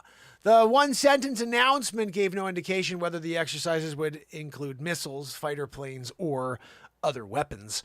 In a Thursday phone call, President Xi Jinping warned President Joey Poopy Pants Triple Diaper against the external interference of Beijing's dealings with the island. It's interesting. You got a guy with a triple diaper on with a friggin' G-hole. You should take one of those take one of the diapers. You still wear a double diaper and give one to the G-hole. Cover up that G-hole with one of your stinky diapers. If I were you, Joe, I'd give the first one. You take the first one off, and you get 2 freshies below it. Sort of freshies, because the outsides, they definitely get some liquid, juices from, what you do best, which is just talk and poop at the same time. Probably doesn't, but, maybe. President G-hole. It reminds me of the time I did the episode 11 of the Donald J. Trump show where Trumper calls President G-hole and he tries to have a conversation with him, but Trumper forgot his teleprompter. So that went well. When G-hole was speaking to him in Chinese, and Trumper goes, "Are you freaking kidding me? What is he saying? Are you kidding? You're offending me now." Donald J. Trump talking to the G-hole. And you should watch it. It's episode 11. Just go and type in Donald Trump show. Especially on my playlist, you'll find it very easily. See, guys, look at this. Did you see this? I want to just show you a couple of the shorts real quick. I'm thinking the shorts are crazy. Like, for example, I've been doing a couple of zany things. Let's get into it. Just for a second. We'll watch it together. It's not going to play? Huh. Oh. COVID-19 again. Young people today, they're out. President Joe Biden tests positive for COVID-19 again. That's right, his second case in less than 2 weeks after 2 negative tests. The president says he feels great with those weird friggin' bulbous eyes that he's got now. And he's going to take the Paxlovid again. And he'll be down in his basement. You just reach out when you need something. He'll be napping it. Anyway, guys, that's what's going on right now. A second case of the Cove for the president. I hope he gets through this. We don't want anything to go wrong with the president. Believe me, you don't want his successor. I'm just saying. And at the end of the day, remember, this isn't a political show. I'm just here to freaking do the news. And sometimes the president gets COVID for a second time. And I got to do a story on it. So don't be a Karen. You know what I mean? Enjoy the news. Share it. Okay? And fucking follow. I'll see you on the next one. President Joe Biden tests positive for COVID-19 again. That's right. Oh, goodness. I'm just a crazy, stupid guy. So that one is... So this is what I'm doing every day. I'm dropping these news stories for you guys, okay? and I hope you enjoy them. I'm giving you some links so you guys can, like, nobody's seen these things yet, but they're out there. I put these up today, 4 of them. Take a look at that one real quick. I just gave it to you. That was what we just watched. This one here, I just put out about an hour before that one. I'm dropping so much content, it's crazy. Internal documents revealed the CDC worked with big tech in order to suppress and censor COVID-19 speech. This shouldn't be a surprise to everybody who speaks truth because they have been suppressed for 2+ years. Oh yeah. Hey guys, don't take that bugaboo. Maybe you should wait a little while. First series. But no, now everybody's just dying and they're like, let's just talk about Ukraine and it's good, go get another booster. Look, at the end of the day, you do you. Just don't friggin' tell me what to do, especially when this is the truth. We knew it the whole time. Truth speakers, finally been vindicated. Follow me for more. If you enjoy my news takes, please leave a comment and share. I drop 3 to 5 every day and live every single night for the last 1,306 days in a row. Woo! See you tonight, Saturday Night Live. That's right. Internal documents revealed the CDC worked with big tech in order to... All right, so that's that. I'm going to give you that link. I mean, this is just like an example. Like, go and click in these real quick and just give them a like and a share. They're silly, quick news stories, and I think that I'm really digging on them. Like, for example, I don't know if anybody saw this, the food store freak out, but I think this is hilarious. I don't know how many views this has, but let's get into it. Let's see how many views. All right, guys, I'm back at the food store. Everything's crap. I can't get a cereal. Check this out. Pops. I gotta have my Pops. No, you don't. Contains a bioengineered food ingredient. Oh, God almighty. Save the day for me, honeycombs. Come on. Yellow 5. Contains bioengineered food ingredients. Ow. Raisin Bran. Guys, I think I found one. We got one! All right, we're good. Now we have to move forward and find other things that are not good for us and talk about it here. I need coffee though first, so. Coffee section. Gotta have some coffee. I think I'll go espresso today. Somebody told me to look at the goldfish. It contains bioengineered food ingredients. Oh my goodness. I know I'm looking at the crap, but there's nothing good in the crap, guys. All right, guys, I'm back at the food store. Everything's crap. I'm looking. So that's it. That's it. Not much to say there. Just that's it. Copy link. That's it, though. That's what we're down now. Play Jump and G-Hole episode. You know, we're late enough into the show. I think it's probably okay to do that. We're not going to offend anybody, right? I think we could play one of those episodes. I really do miss playing those episodes, and we do have them at freaking, our fingertip. I could play them at any time. The thing is, we get into trouble and we get thrown deeper into a hole when I play them, but maybe we'll get deeper into a G-hole instead, Maybe it's better there in the G-hole than it is in the hole. Let's see what we got here. Episode 11, one of my favorite episodes of all time, just because it's not political, really. This is just a funny bit. Definitely not political, though. I mean, if you think about it, maybe there's a few jokes about Sleep Sofa Joe, but not that many. It's more about President G-hole being a G-hole. Here we go. Check this out. I found it. Sometimes you got to look for a moment, but I found it. Here we go. Harold and Jameson live from the studio. Donald J. Trump joins us to talk about President G. Good afternoon, and thank you for joining me on the next episode of the Donald Trump Show. I believe this is episode 11. Unbelievable. I think this episode has to be about President G-hole. Look, I got a problem with the G-hole. He's out there delivering Fluhan all over the world. Everybody's blaming Trump, but the only person to blame is President G-hole. But no matter what I say, they don't believe me. It's a weird world we're living in right now. It's either Trump or not Trump. Nobody's talking about the issues. What does Trump think about abortion? What does Biden think about? Well, let's be honest, Biden doesn't think about anything. But if he was to think about something, what would it be? Maybe, did I put underwear on this morning? Did I change my pants? Did I poop my pants? I don't know. These are maybe questions that Sleep Sofa Joe asks himself. But look, let's see if we have any clips for today. Do we have anything? Here we go. 世界卫生组织总干事先生。 You guys couldn't get the subtitled version? I mean, what the hell? Where's my translator? God almighty. Alright, I guess I'm going to have to respond and pretend I know what the hell he's talking about. Let's get back to it. 各位代表， Good day to you too, Giol. 首先， Yeah, Shawshank Redemption was a good movie, but what does that have to do with anything? 我认为 No, that's close. It's Dufresne. Andy Dufresne. I think he's trying to say the character's name from Shawshank. 在人类抗击新冠肺炎疫情的关键时刻， I'm not really sure who Kwame Shakur is. It may be Tupac's son. 突发事件， Oh, it is. Well, I have one question for you, Jihol.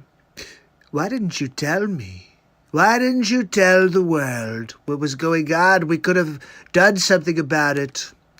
You know we call you a Jihol, right? 举行这次世卫大会， Look, you brought it upon yourself. I can't control your actions, G. We only come up with nicknames for people based on their actions, and you've been a Jihol. I'm sorry. 具有 You should be, Gio. 十分重要的意义。 All right, look, I can't do this anymore. I can't understand him. 人类正在经历第二次世界大战结束以来， I'm not sure I appreciate your tone. 全球 What did you say to me? 新冠肺炎疫情突如其来， Okay, look, I need a translator. I can't freaking do this without a translator. I just can't. I don't know what the hell he's talking about. He keeps saying things. It sounds like he's insulting the drummer.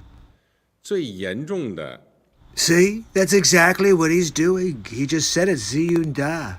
公共卫生 He said invasion. They invaded us with coronavirus. 现在已经波及 I'll tell you what, Gihol, if you ever speak to me like that again, I'm gonna trump you right in the face. Anyway, look, that's about enough for today's episode of the Donald Trump Show. Remember that President G is now President G-Hole. Sleep Sofa Joe is probably taking a nap right now. And I'll see you tomorrow on the next Donald Trump Show. Have a good night. Hammerlin Jameson live from the studio. It's Felix Robertson live from the studio, and we're joining Joe Biden for his newest commercial. Let's go to him. Vice President of the United States, Joe Biden, sued the president. Look, my Aunt Judy told me to come down here and say a couple words. So I'm going to read off this teleprompter here. We're going to have a conversation about Donald Trump. Everybody's dying right now because of this president. He's the one who brought coronavirus to America. He distributed it, and he has all the people. Look, the facts are, the people on the streets are rioting in the streets because of Donald Trump. They love Trump so much that they're rioting in the streets. That's right, it's the right-wing radicals. And my Aunt Judy told me that if I come out and start speaking against it, that maybe Donald Trump's supporters will stop all the rioting in the streets. Look, I think you gotta go out and vote for the sleep. I mean, you gotta vote for Joe. You gotta just remember, I'm an average Joe. I've been just doing this my entire life. I think I got the runs or something because I got poopy in my pants. Look, before I get going to the bathroom, I just want to make sure you understand. We're fighting for the soul of America.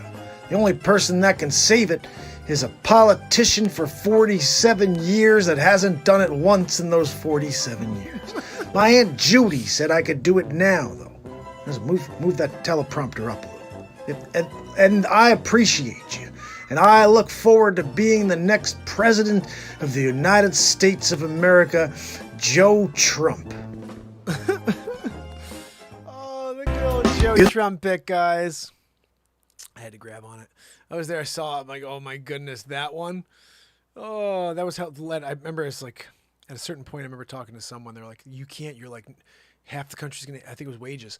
Wages said half the country's gonna hate what you're creating, no matter how good and funny it is. They're gonna hate it because it's political. And I'm like, man. And he was right. And so I said, I'm gonna try to do a Joe Biden show where I make fun of Trump. But the moment I started doing Joe Biden, I was like, huh? Come on, man. Come on. Gotta poop my triple diaper. How about this one? When I was 17, I had this idea, maybe 18. And a friend of mine destroyed it. We were in New York City and almost made it work, but he screwed it up. And the concept was pretty simple. I thought New York City is really weird. People, you could get on an elevator, all walks of life, and it's like you could hear a freaking pin drop. It's so quiet in there. Nobody's like willing to have a conversation, just cold as a mother, and it's just like, I just couldn't deal with that type of cold. And I thought, how funny would it be if you had that type of quiet while you're driving, you're taking this elevator ride and you just farted. Someone farted really loud. How funny that would be. As like a 18-year-old, I thought about this. I told my friend about it, and one day we're in the city together, and we're both in the corners of the elevator, and he looks at me, he goes, like, do it. And I didn't, I was like, it's funny, I started to go to do the noise, because it's a noise I make. It's a fake fart. I don't know, it's just a funny thing. And it's this weird little squeaky sound. I've always done that. I think it's pretty funny, where it's just like you walk by someone who's bending over, you just go, and you walk by them. It's just funny. People look at them like they're tooted or something. Anyway, it's a stupid thing, childish thing we did when we were younger. So I thought about it. Didn't happen. My friend goes, dude, you farted in the elevator. But I never made the noise, so it fell flat. So 18 years later, 22 years later, I got a green screen. And I took my idea and brought it to life.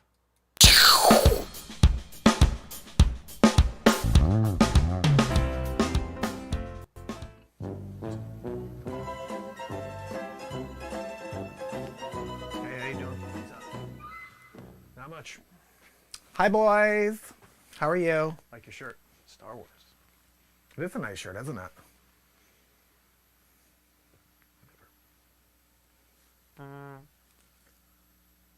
Oh my goodness. Did you? Is that you? It was clearly you. Oh my. Did he just fart on the elevator? Yes, he just farted on the elevator. Disgusting. Totally. Oh my goodness. Get away. Just get away from us. You're terrible. That smelly butt. Do you mind if I get closer to you? I'm sorry.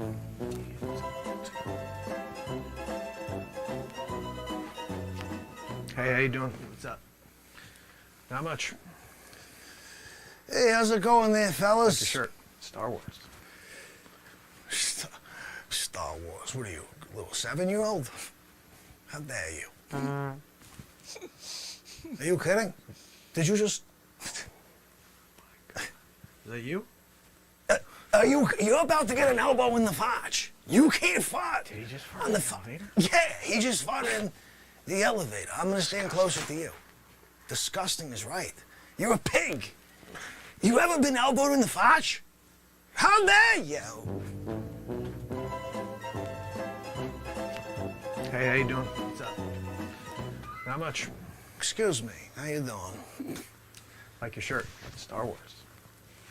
I'm not wearing a Star Wars shirt. What are you talking? Oh, him. Whatever. Are you freaking... Did you just... Is that you? It was you. Are you kidding? You want an elbow in the fotch? Did he just fart on the elevator? Yeah, he just farted on the... How dare you? It's disgusting is right. I can't figure you. You can fart on the elevator? I'm gonna kick this guy. What are we doing over here? Hey, how you doing? What's up? Not much. Hi, Like your boys. shirt. Star Wars. Andy Warhol. Does have a nice shirt.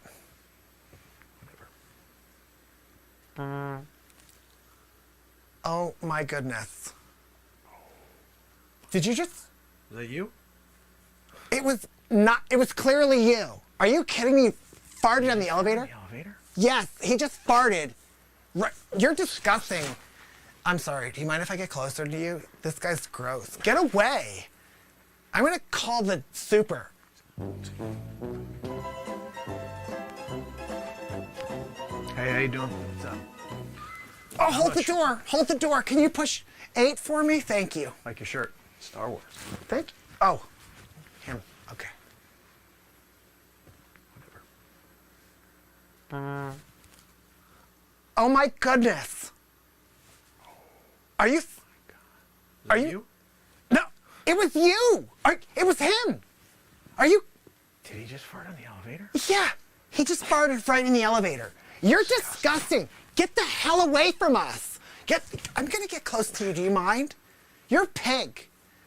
Freaking rock and roller.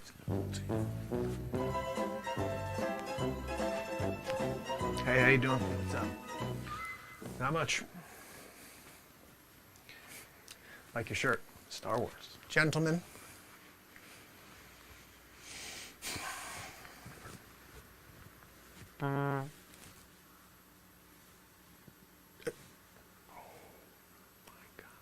Is that you? What?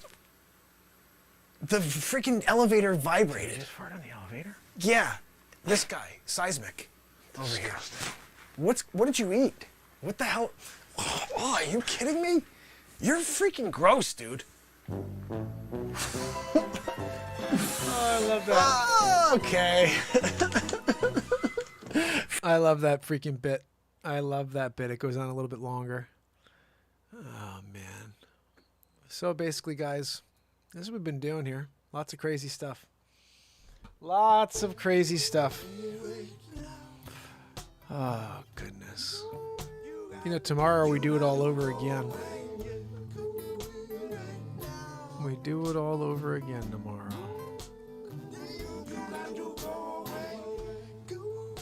If you guys haven't seen last week, I did some pretty crazy thing. I put on this, it's basically eavesdropping thing in New York City. It's crazy, all this stuff that people overhear in New York City. And this was one of the little things. I'm going to pop it up on the screen.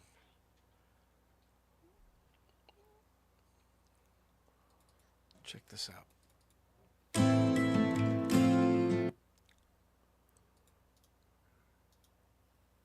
Older man to a friend. When my grandson told me he had news, I was terrified. He was moving to New Jersey or voting Republican. But he was just gay. That's the first one. Okay, so this is, guys, what are we doing here? Maybe I shouldn't have pulled this one. Older man to a friend. When my grandson told me he had news, I was terrified. He was moving to New Jersey or voting Republican. But he was just gay. That's the first one. Okay, so this is, guys, what are we doing here? Maybe I shouldn't have pulled this one. Wharton, you want a little bit more, my friend? You know, I could, I didn't go up to grab a bowl of cereal. I really wanted to before, but I sat here and watched that piece of comedy with you guys. So perhaps I could put something on that's got a little bit more bite that I can go and actually get a bowl of cereal. And then I could come back and we could see where that takes us. Because it is only 11 o'clock and it's Saturday Night Live. Okay, so we have 217 improv comedies in the playlist. Let's just scroll through and find something for you. Believe me, we got a lot. So, angriest lotto winner ever, trolling the company with the worst commercial I've ever seen. That one may be worth it. You guys have enough time for it. NASA's Artemis mission is freaking hilarious. God almighty, we did so much stuff here. And the crazy thing is, you got to go back and freaking find it now. It's just here. It's all here. A self-driving car malfunctioning was insanely funny, but you got to get to about halfway through it before it gets nuts. Oh my goodness. Norfolked in her lost her Virginia. You guys heard about that, right? She got Norfolked.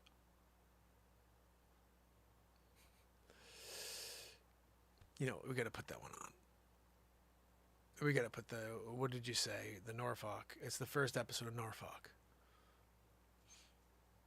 Can I get the link for the love of Virtual God? events can be great for growing your brand and building an audience.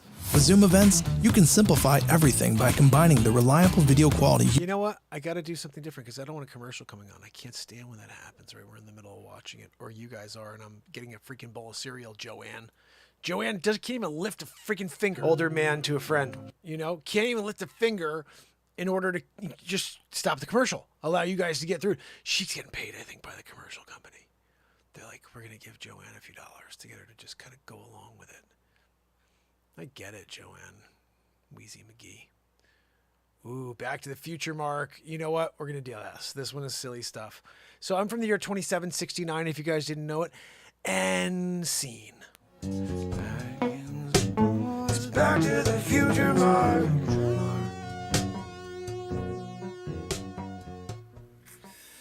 La-dee-dee-dee-doo-da, dee-dee-dee-da. Oh, hello? Oh, yeah, no, this is he. Oh, yeah, no, I'm going there right now. How quickly do you think I can get there? I mean, I gotta drive there in my space vehicle situation. What do you want me to do? Okay, you want me to just fly over everybody? We can't do that. Regulations, you know that. Yeah, no, I've got everything you need for the trial.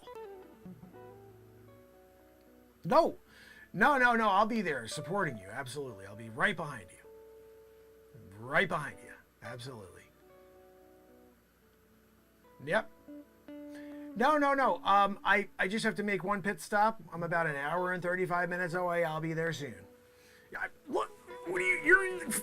We're talking about different galaxies. You can't expect me to get there any quicker. All right. Yeah, no. I'll see you soon. Right in the middle of my jam, right?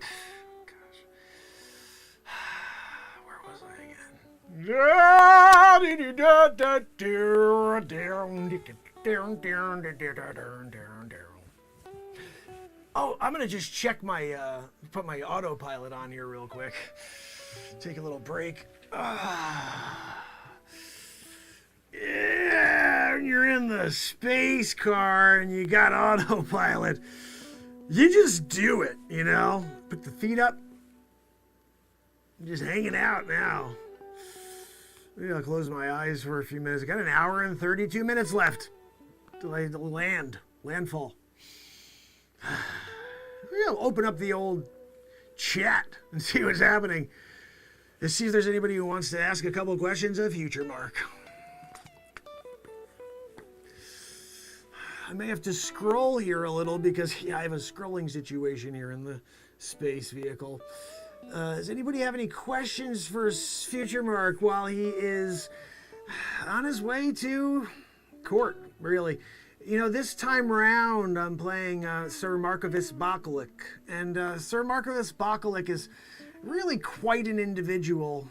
You know, you have to understand the mindset of a guy who's a legal genius, you know? So we're doing it. And Bakalik has got his own brand name, you know, like this vehicle here.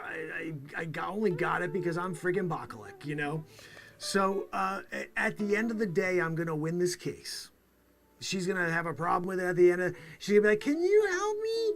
And I'll be like, "I'm on it." You know, I show up, Sir Markalik, and I'm Bakovicing it. You know what I mean? And everybody's like standing around like this. Oh my goodness, you got Bakalicked. You know, and that was the time. That was the time that everybody remembered. You know, I'm gonna grab the gear again. Here we go. Doesn't seem like anybody has any questions for Future Mark right now, so I'm gonna just focus on the road. Focus on the road. Maybe they don't know I'm able to chat right now. I'll wait for a notification. That's how we say it here, 2769.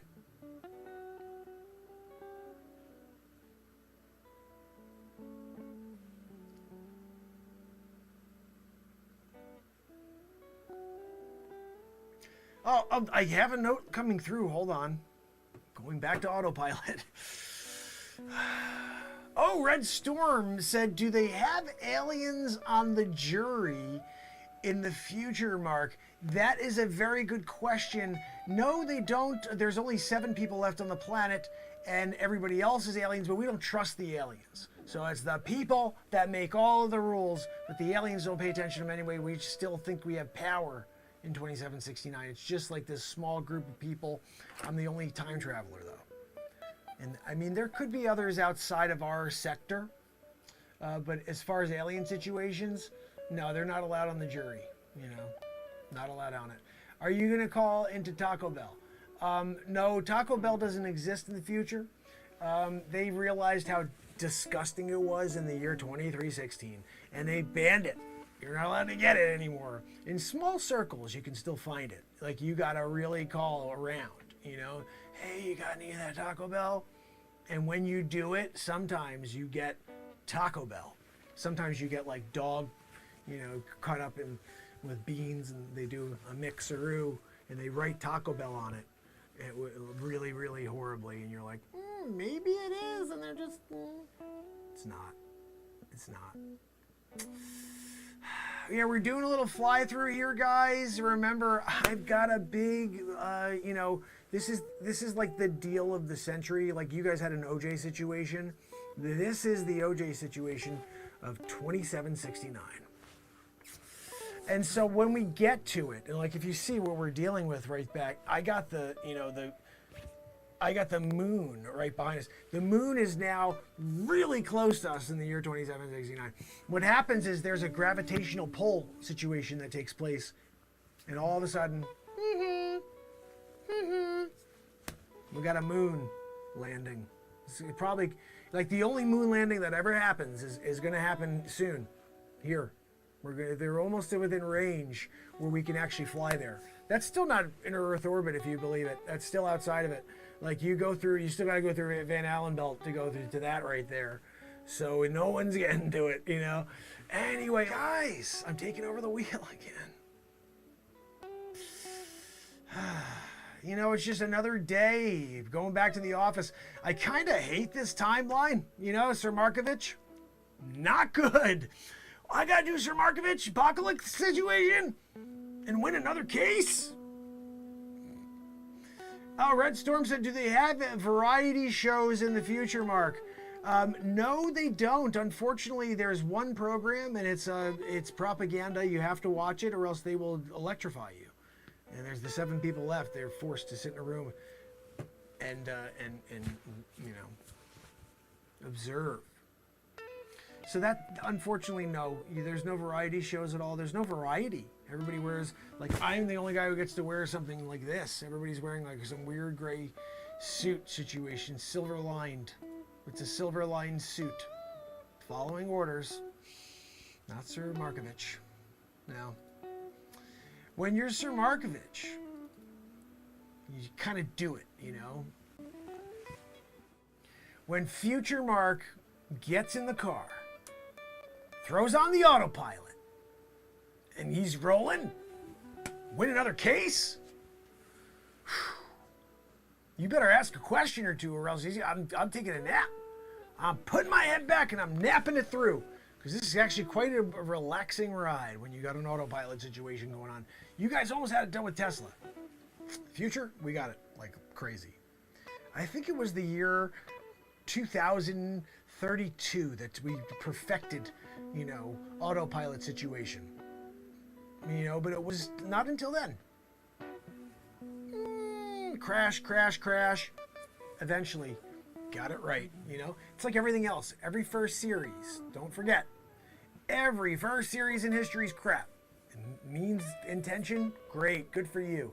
It looks like it works, it may work, not working, no good.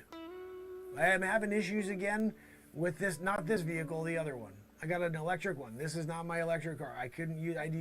This is a helium-based system, and that we got plenty of, you know. But guys, I'm sorry, I have to jump in on this situation one. Here with very little sun. I think I for want to watch solar. something else. I hope you'll mind this little switch over. This is my 5th feature film. It just came out about a month and a half ago, right? You know? About a week before the Oh, verdict right there. came in, and I There's hope you something enjoy wrong. it. Here we go. Thank you for coming to Lowe's. Sit back and relax. Enjoy the show. All rise for the Honorable Jackson W. Pettibone III. Please be seated. Today we gather to discuss the private testimonies of several individuals who will not go on the public forum. They shall not be scrutinized, and they shall not be villainized. They shall, however, deliver their testimony for you in kind. There shall not be any recordings of today's events. This will be a black tie affair. Black box. We're going to put it in a box and going to hide it. Nobody will ever know what was said, who did what. Just the jury. The jury will listen in and decide what they want to decide. But there shall not be any recordings of tonight's events. Today's events possibly, but not tonight's. You know, we do the special event at nighttime. Without further ado, I believe the floor is yours. Thank you, Your Honor.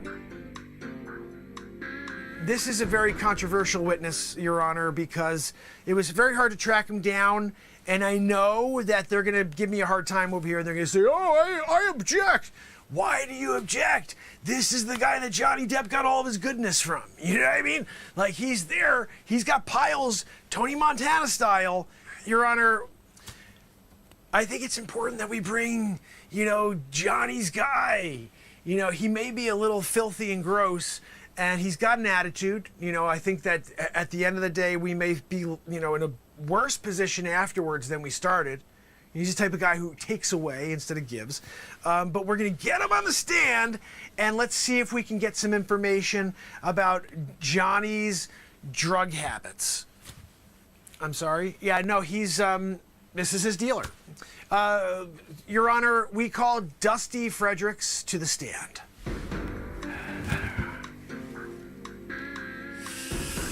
Mr. Fredericks, could you please put your right hand up and your left hand on the Bible? And I want you to repeat after me.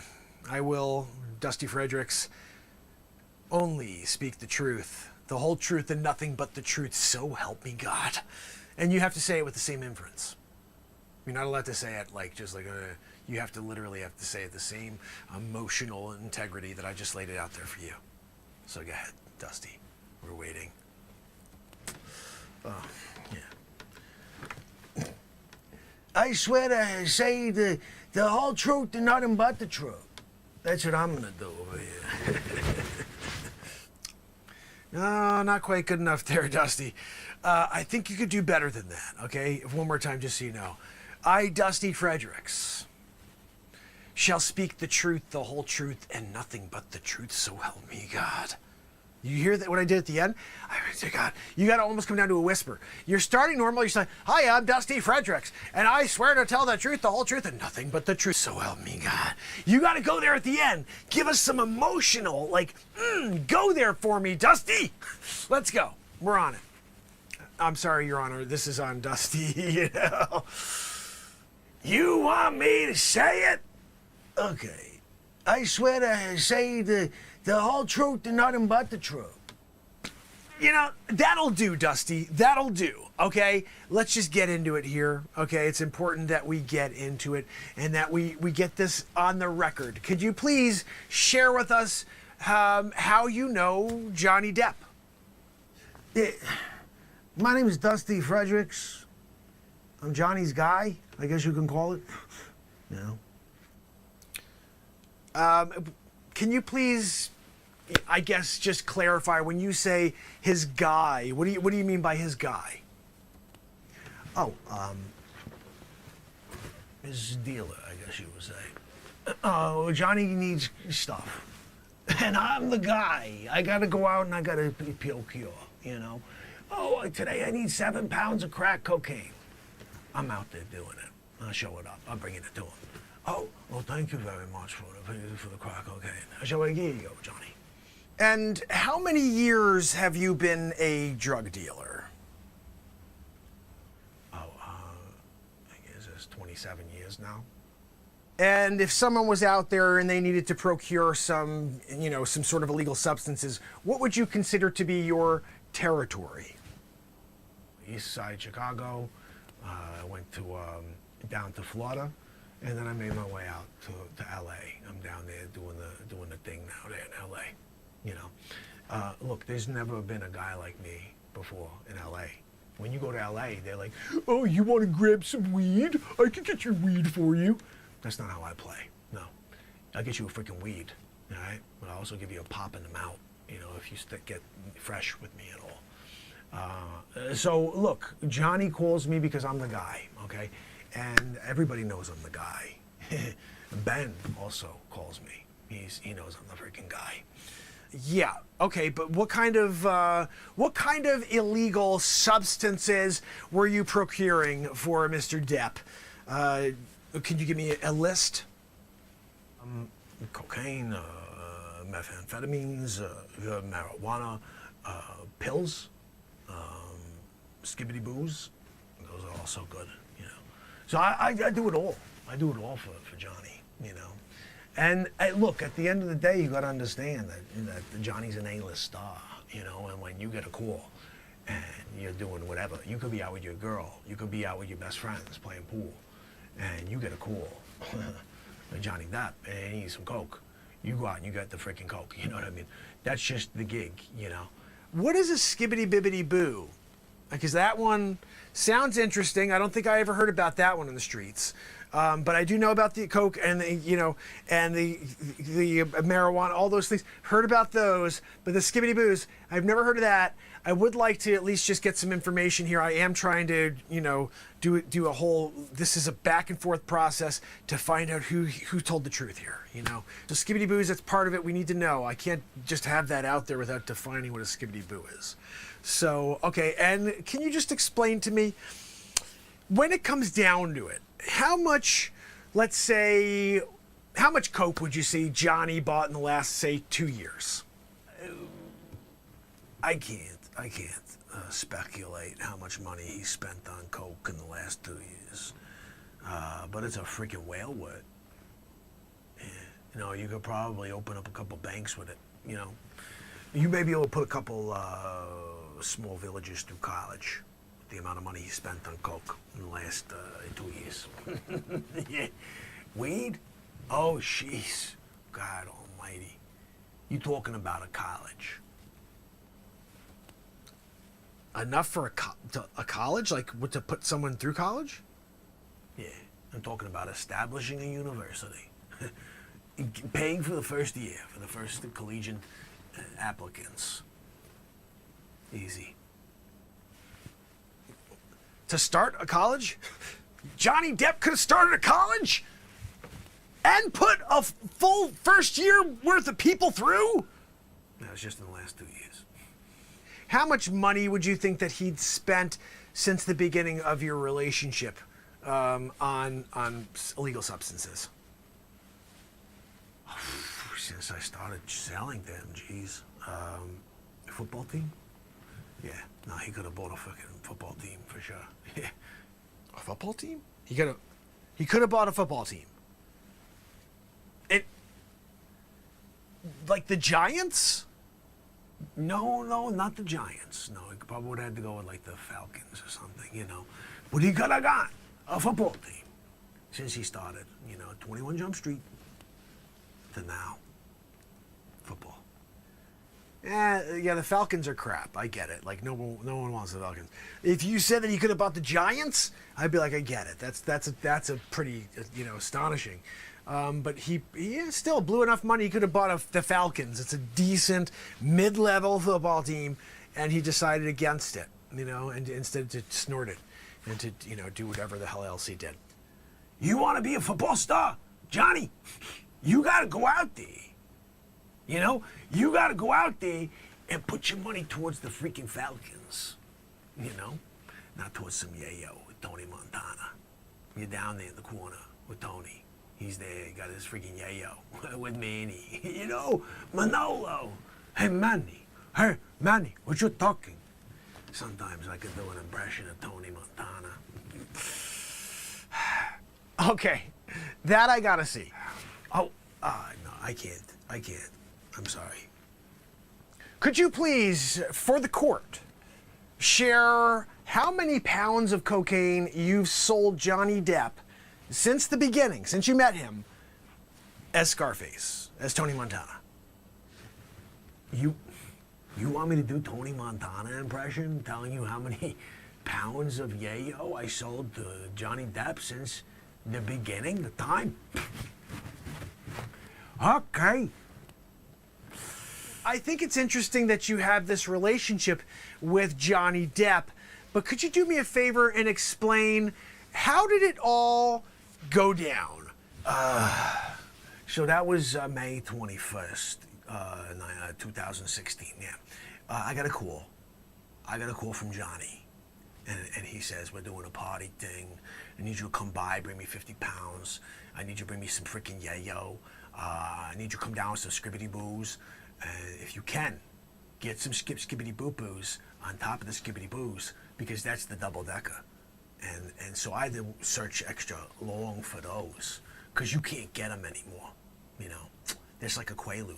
It's like you can't get it no more. So I gave Johnny a call. I'm like, I got it all coming on over, you know. When I get over there, they're freaking arguing, right? But she's throwing, like, you know, glasses at him and stuff, and he's just like, oh no, he's just walking around like a pirate. So Johnny's sitting there taking it. She's throwing bottles at him, you know, and I gotta say, he held back. I would have pounded her through the freaking wall, you know. You don't throw glaze! At Leon Fredrickson, whatever the frig my name was. Leon's a good name. Sometimes my friends call me Leon. And when you were present, did you ever see Amber partake in any of these illegal activities? No, I never saw Amber do it, no, but Johnny was, I'm assuming, not doing all that. I don't think one guy could do 50 in a day. She must have been helping. Objection, hearsay. Oh, hearsay. Okay, I get it. Hearsay. I was there. Whatever. Mr. Fredericks, if you could please enlighten us, did you ever see Mr. Depp get aggressive with Miss Heard? Is one time, I guess, she carried a bill for like 6 months, you know. That got up to like 1.4 mil, you know. That was crazy, because like I gotta carry the tab on that, you know. So I call, hey Johnny, what are we doing? What are we doing over here? I need my 1.4, and I needed it yesterday, okay? I'm gonna swing by. I'll be by in an hour. You either got that freaking 1.4, or I'm taking it out on Amber. That was how we left it. I get there at the house, right? And he's like, I don't got your 1.4. And I'm like, we gotta go take it out on Amber. He's like, go do your freaking thing. You do whatever the hell you gotta do. When I heard, you go do whatever the freak you gotta do, I knew he just didn't give a crap about her anymore. I was like, this is no good. This is no good. Most guys, they'd be like, no, please don't go and take it out of my wife. Please don't take it out on Amber.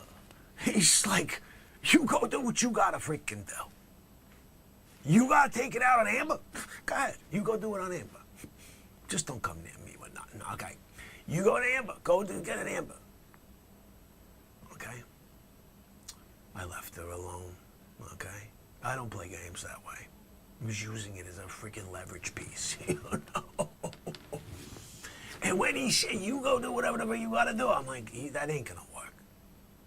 That's supposed to be a pressure point. No pressure, no. He's like, what? Oh, yeah, go take her. Yeah, good. Here you go.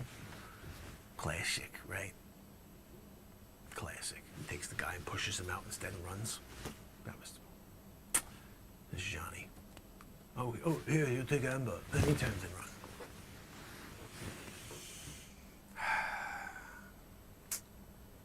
It's a shame when you're up against a psychopath. Oh, I'm sorry. I didn't mean that about your client. She's just like, okay. So, Mr. Fredericks, Leon, just one final question. If you could, or if you could not, now let's think about how we're going to rephrase this one because I keep getting a hearsay. I don't want to do a hearsay, okay? I'm trying to say, I don't want to say, oh, that's just leading. No, I'm not doing any leading. I'm asking proper questions here. I don't need to be bothered. It's just a leading. He's nervous. He's nervous over here. He's got his hands between his legs. He's looking back like, what do I do next? So, Your Honor, I do appreciate you allowing me to question Mr. Fredericks. Mr. Fredericks, what would you say the most amount of marijuana that Mr. Depp purchased from you in one specific day?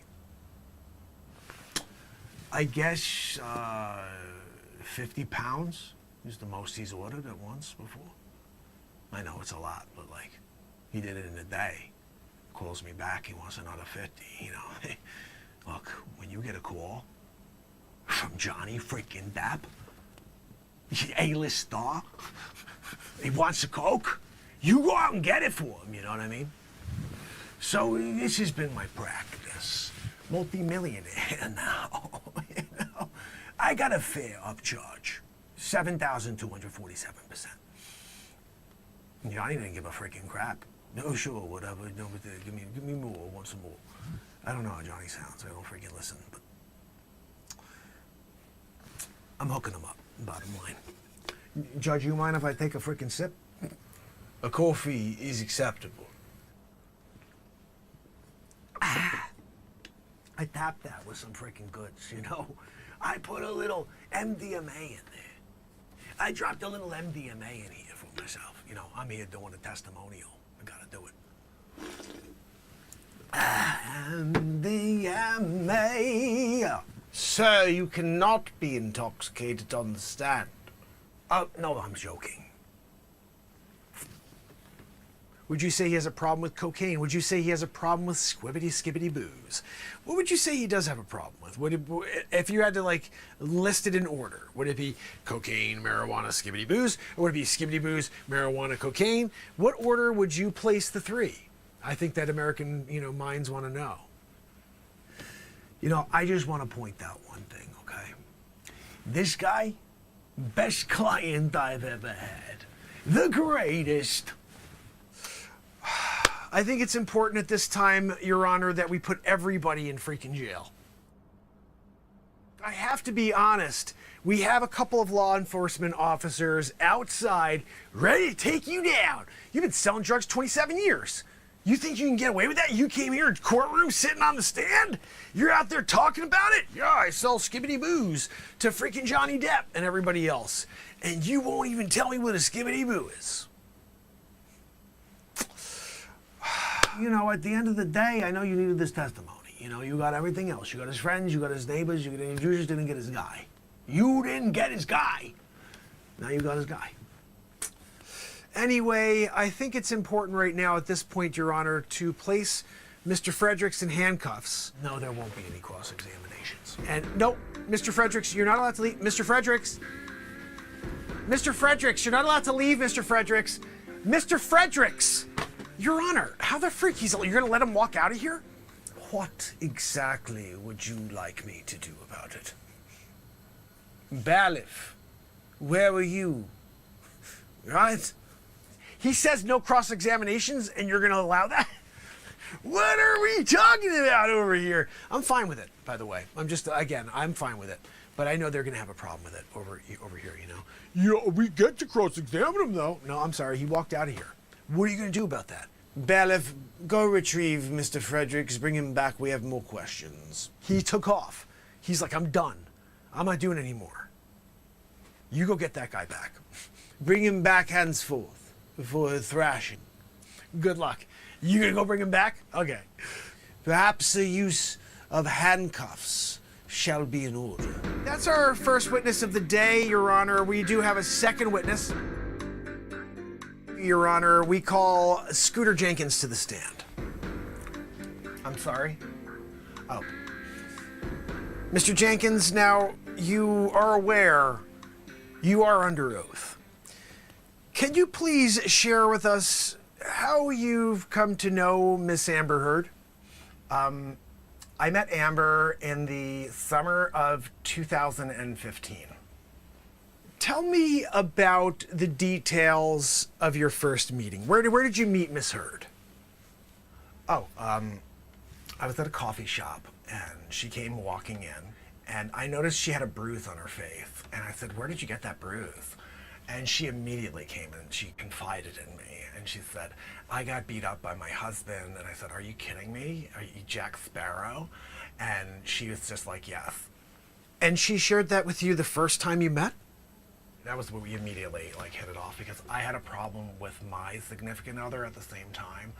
And, it really was something that we could really cement our relationship with. And did you happen to take any photos of this incident, of the damage to her face, the contorted deal that you are referring to? Oh, I thought I took photos, but I think I deleted them. I was just so tragic and almost like I couldn't get sleep afterwards, Like sometimes you're able to sleep after you have a conversation with somebody and they're going through something. But when you see the contorted face that Amber had after the situation she dealt with, I couldn't sleep for 4 days. Perhaps we could send a recovery team out to locate the phone. I erased those photos. I threw the phone away too. At the bottom of the San Francisco ravine. It doesn't sound like you're being honest. It sounds like you're making a story up right now. No, I shut off the iPhone Find Me, so you can't locate it now. I'm sorry. Mr. Jenkins, are you being honest with us about this? That's extremely accurate. That's why I put my hand on the Bible before I started this. Interesting. I'm sitting here, I'm telling you, I'm bearing my truth, okay? And you can't tell me that what I'm saying isn't true. You can't say that you were there because you weren't. I was there with Amber. Right, Amber? We had a great time together. I'm sorry, you're over there. Amber, I forgot my glasses. It was a great time, wasn't it, when you confided in me? I understand she's not allowed to speak to me.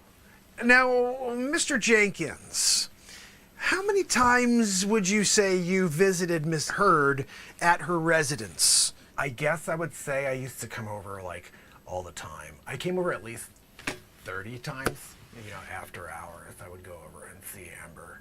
And, not the controversy or, oh, she had people coming over and it was just me. I'm her friend, And look, at the end of the day, she needed somebody to confide in. And she wasn't getting it from, he's a freaking pirate. Okay, you know that, right? He was in a movie. No, he's a freaking pirate, I'm sorry, but you are a freaking pirate. Objection, hearsay. Your Honor, I sustained. How is that hearsay? How is that hearsay? I'm here. She's the one saying it. I'm hearing it. Look, we're talking about hearsay, okay? Why is the attorney over here staring? It's kind of rude. It's kind of rude. I'm here giving my testimony, and Ben won't even give me a look-see. I thought Ben was cute. And then all of a sudden, I'm sitting here. I'm doing it. I'm trying to just get to the bottom of, my testimony, and Ben won't even give me a look. Ben, woohoo. Ben. It's freaking unbelievable. No, this is so rude. I don't even want, can I take a break? Am I allowed to, can I take a $5? Because this is unbelievable. I'm here. I'm looking cute. I wore my special outfit today to do this testimony, and Ben won't even give me a look. the next time I got a call from her, it was 6 months later. I was at a fiesta, and I had the piñata. I was just swinging at the piñata, and I missed the first time, and I hit Julio in the face. That was the first abuse story. And then all of a sudden, I get a call, and it's Amber, and she said, I need you right now. I took one more swing. I hit Julio a second time, and I missed again. You know, I think that I may have grazed the piñata on the second time round, but I absolutely smashed the friggin' hell out of Julio. And, you know, that was just like a side note, okay? So Amber called, and she says, I need you right now. And look, when you are getting a call from Amber Heard, A-list actress, you know, like, you get up and go, you know? So I got up and I went, and I just was like so excited to be there for her, and with her, really. And then, like, that was when it got real. Yeah. But look, I don't want to talk about that anymore. I'm kind of over it. Can we get into another topic? I think you need to understand something, Mr. Jenkins, that you're going to be held in contempt, okay? Because this literal charade that you've broadcast, and I guess you'd say minueted here in front of these people have lives. They don't have time to be wasting with you running through a game of sorts, you know? This is not the Game of Thrones, okay? It's not. I know you want it to be, and you want to somehow be like the winner of the game. I never watched the show, but I'm telling you what, you can't go Game of Thrones on it. No, I wasn't coached at all. No, I didn't get a call from Amber's attorneys. They're top-notch, by the way. They're top-notch. I looked them over for Amber. She said, what do you think of my attorneys? I said, they're top-notch. So, but no, they didn't contact me. I just did it like a secondary look-see myself, you know? And I got to the bottom of it. And I said, you know what, Amber, these people, top-notch. Mr. Jenkins, can I just let you know that if you're caught lying, that you go to jail for 50,000 years? They take your soul. Like, you can't even reincarnate. Really? Yeah. You should have thought about that before you came out here, Mr. Jenkins, and you made a mockery of this courtroom. I'm here. I'm trying to do my best for my client, Sir Johnny Depp. He got knighted last time he was there. The Queen did it. And I'm here just trying to get him to, you know, to the truth to come out. This is 2022. The truth does not breathe in 2022. But I'm doing my best. Trying to get it. This one over here is talking about, I'm doing my best. I'm trying to figure it out. She can't figure out anything. She can't even open up a freaking mayonnaise jar. I don't know what that has to do with anything, but she can't do it. I'm here, Johnny Depp style. Thank you, Your Honor. No further questions. The witness is excused. Oh, okay. I'm dismissed? Okay, good. That's fantastic. Cameras are off? Great. How'd I do? Did I do all right? All right, good. You know, Mr. Jenkins, you could be held in contempt if you aren't being honest with us. That's perjury. You want to be called for perjury and go to court, go to jail?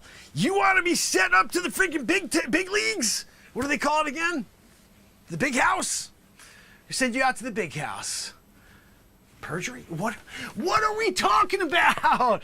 I was hired by her. She hired me. She's like, look, you got to go on there, pretend you're a friend of mine, and then like you were coming over. I was over there. I was doing a bang biggity boo. You got to go over here. You give me a call, middle of the night, coming on over. I got a problem with my husband. You kidding me? I'm here to make it better. That's right. Bang biggity boo. I'll come out of freaking left field and pretend to be your friend who came over so you could cry on your shoulder. But I was pounding it out. That's what I'm there to do. You kidding me? You call me middle of the night, I'm going there to listen to her freaking problems? No, I'm sorry. I'm trying to get her to forget about her problems. This guy over here. And you can't call that a perjury situation. It's called love. Okay, that's called doing it for the one you love, And yes, she's out of her freaking mind. That's why I love her, Some people don't get it. They're like, she's crazy. Don't fall down the same hole that Johnny Depp did. But I'm like, I can't. I'm bat crap crazy about this one, you know? And so like we were doing it while she was, you know, pretending that he was beating the hell out of her. But at the end of the day, that was me. I was there. She's like, look, I got to try to set him up. What do you got? I was like, bang, biggity boo. We're all set to go, you know? And then she's now suing, and then together, and then they got the payout, which she is going to donate. You know, she pledged it though. And when you pledge it and then it's pledged, that was good. You know what I mean? Like sometimes you just want to make sure that they get it, you know, and then you could pledge it. And that's the same thing in Amber's mind. And that works. Sometimes that works. In this situation, it worked. So look, don't blame the freaking messenger. I'm here doing it, you know, literally doing it, you know. And then she said, come out and help me. I need it. I got to somehow see if I can get off from this deal. He's trying to sue me $50 million. And I'm like, look, you can't pay for that. You know, we got to figure something out. She comes up with the scheme. Why don't you come in and pretend that you're my, you know, you're of the opposite persuasion. So then when you come over, they're like, there's no way there's some weird stuff going on here. And you know, you are this like a phenomenal actor here in Hollywood, Owen Wilson style. And you could just come out and then pretend. And then they'll be like, great, we trust Amber, we believe Amber, and Johnny's guilty. You know, I did my best, you know, but look, you can't blame me for just looking at her, the woman I love, and saying, how did I do? You know, and forgetting that I was playing that character for a little bit. You know what I mean? Like that's normal. Sometimes you make eye contact and some chemistry takes place, you know, chemistry takes place. And then you guys can't blame me for the chemistry, you know. What? No, I know he won't look at you. Johnny, can you just freaking give Amber a look? She just wants to say something to you. And I know you're not into the looking in her direction thing, but she's now taking it out on me. I mean, I contact her, and now I let it all out. How did I do? Now look at this. We're here in the middle of it. I feel like a horse's patoot, you know what I mean? That I couldn't keep it together for her, to get her off of this, you know, and to, you know, frame him. I mean, we needed to frame him. Because you know he's using again. We know what he's doing. He's using again. We need to make sure that we can stop him from using it. So this was our way of doing it, you know, like, look, Judge, you can't blame us for trying to make sure we're really nervous and worried about him, that he's gonna go down that freaking path again. So we're like, how do we save him from going down that path? I got it. Let's set him up, you know? Bailiff, can you do me a favor and take, you know, Mr. Jenkins away? He lied under oath. I don't care if Miss Amber Heard hired you or said, I love you, just come and do this for me and we can run away into the sunset together. Because it didn't work out that way. Can I just run away? Is that all right? I don't want to be held in contempt. Like, I was here doing what I was told to do by Amber. You know, you want to hold someone in contempt, you hold Amber in contempt. Don't hold me in contempt for just doing what I would do for love. You know, I'm here doing it. You should have been a little bit more honest. You should have come out here and just been like, look, she tried to bribe me. She said, we need to set up Johnny. You know, let me go out there and pretend that you're my friend, you know what I mean? And then don't let him know that I'm really doing, you know, the tagaroo on you from the backside every night at 9 p.m. You know, and that was something that came out in the middle of your testimony. You know, and you've been caught out, sir. You've been caught out. And I think at this time, the bailiff will be taking you into custody. And you will be going to jail for the next 50,000 years. I'm sorry. No, I'm sorry. Done. I understand.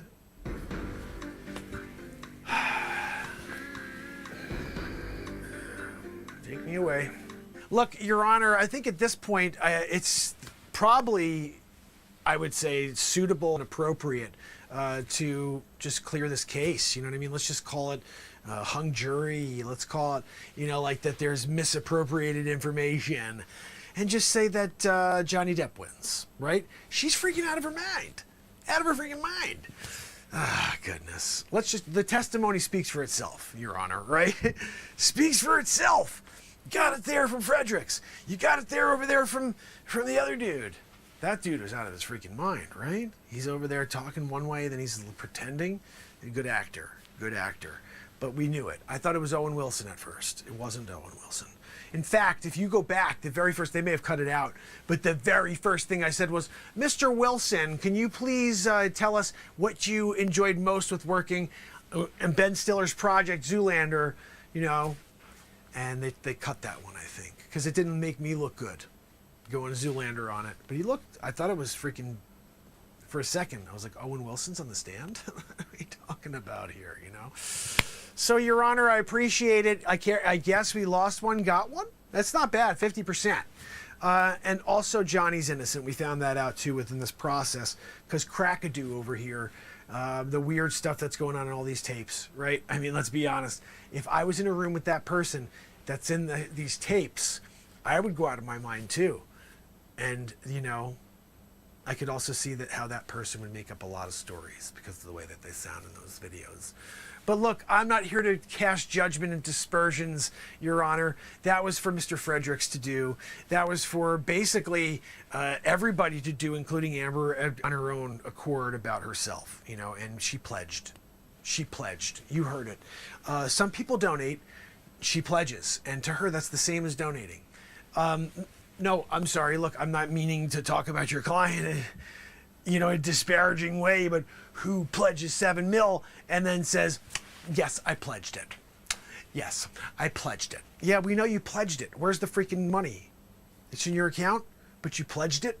Where's the donation? Well, I use those words as the same thing. Yeah, but the money didn't go anywhere, so you didn't do it. You say you're going to do it. You did what's called back in the day an Indian give. And that's you can't do that anymore. 2022, can't say that. But I would say that we did good work here today. We got it out of Fredericks. We got it out of the first guy, McGillicuddy, Jenkins. We got it out of Jenkins.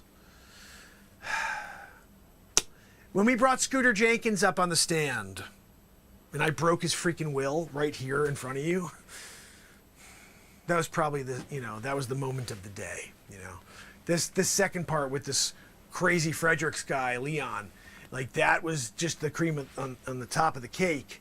But definitely Scooter Jenkins, I'm putting my freaking, I'm going to put a feather in my cap on that one. I got Scooter Jenkins to break character and show who he really was. And now he's in cuffs. He's, look, he's going to jail. 50,000 years. And, he should have known better. But he didn't read the rules before he showed up in court today. And of course, when you're up against the greatest, Peter Bishop, and he's here to take you down, just like everybody else in the path, including Amber, that's what Peter Bishop's here to do. Take out the trash. What would you like me to do? What's that, Your Honor? Oh, thank you. No, I appreciate that, and the defense rests. As per usual, jury, you are not to watch any TikToks. You're not to watch any late-night television. There will be and shall be no recordings of today's events. I hope you hear my stern words. It is of utmost importance to keep the words of today's testimony to one's soul. Don't ever let today's words be heard or murmured to another soul. This shall be on your gravestone. Okay, see you tomorrow. Sit back and relax, enjoy the show. No, I don't need you to give me a 10-second countdown telefriff. Just the 5 and we're good to go. All right? What? We're live now? Telefriff, I told you I wanted to give me a heads up first. Ladies and gentlemen, it's Mark Pires, Channel 7 News. I'm here at the courtroom. Johnny Depp, Amber Heard. It's crazy. This lifestyle that we're dealing with here, it's hard to understand. We're talking about Adreno. We're talking about parties where they, you know, they do things that you really don't want to talk about. You think about maybe in movies they're doing things. Yeah, they are. It's Hollywood. That's what's going. What, Telefriff? What do you mean you cut me off mid monologue talking about the Hollywood elite? You're not. I get it. I can't deal with you anymore, Telefriff. Hold on a minute.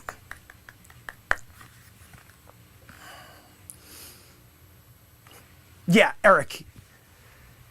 It's Mark Pires. I'm here. I'm at the courtroom. I'm trying to do a freaking story, and Telefriff, he took me off the air. Yeah, no, I was just making. What do you? Why can't I make a comment about? My contract does not say that. No. I don't need you to read line by line through my contract. I've memorized it, okay? Line 7, part B. No, I don't need you to send me your version, which is actually the original, okay? Because I have a photocopied version in my mind. Yeah, no, Eric, that's fine. Can you just tell Telefriff to never take me off the air again and to give me a roll-in? I'm here. All I'm asking is for a roll-in because I don't want to be taken off guard when I got people watching me at home. 7 million strong, the highest rated show on TV. We know it. You don't want to tune into anything except for the Mark Pires Report. We get it. Yeah. No, I know I'm getting an Emmy again. Look, Eric, I appreciate that. I do. But I'm trying to do a report here, okay? I appreciate that I'm your favorite reporter of all time. And that all you do is watch my reports. I appreciate that, Eric. I do.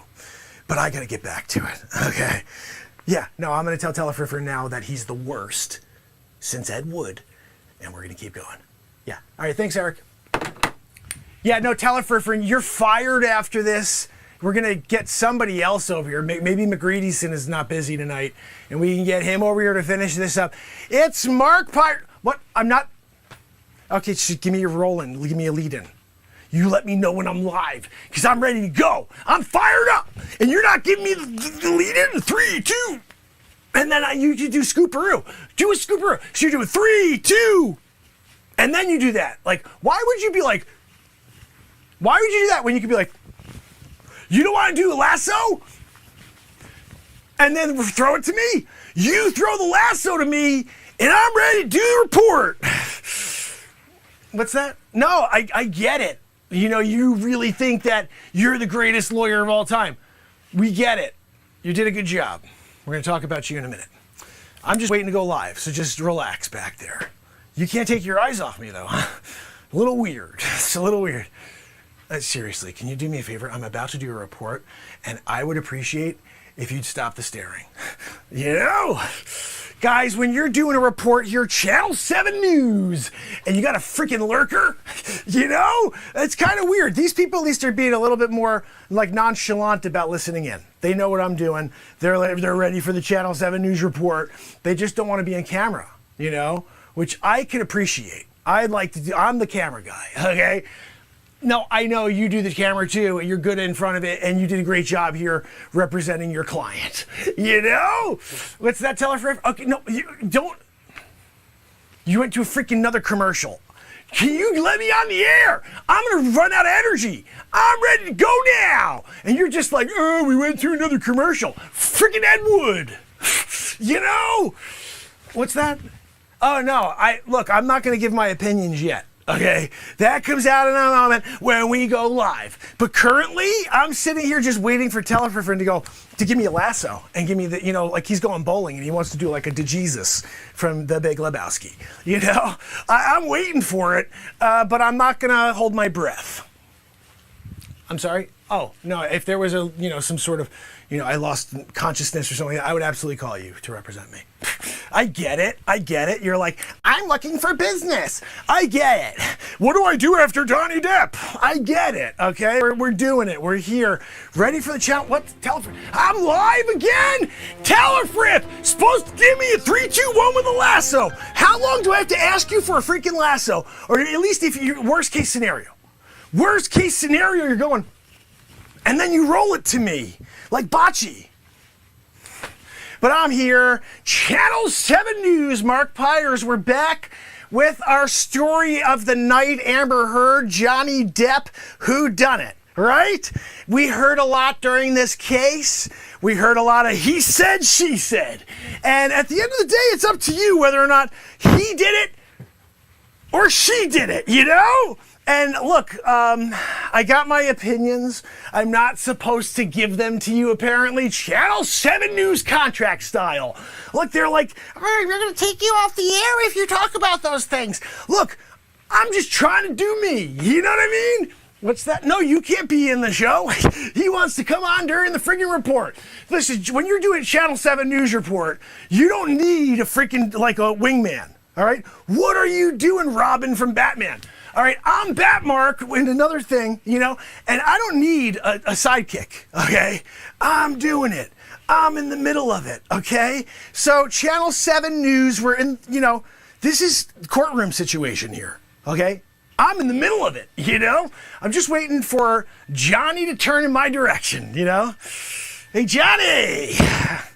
Looking good over there. What are you working on? Are you drawing something? Doing a piece of artwork for your attorney? I appreciate that. No! Joanne, my friggin' microphone is dying! Hold on, no. Channel 7 News. We're apparently having some issues here with our microphone.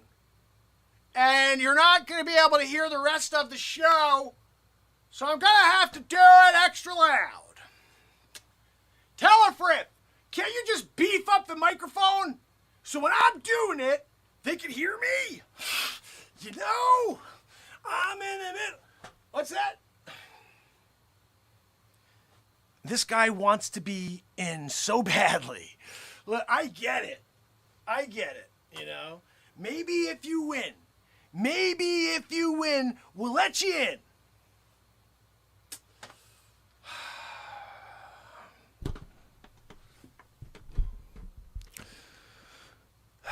Channel 7 News. Mark Pires.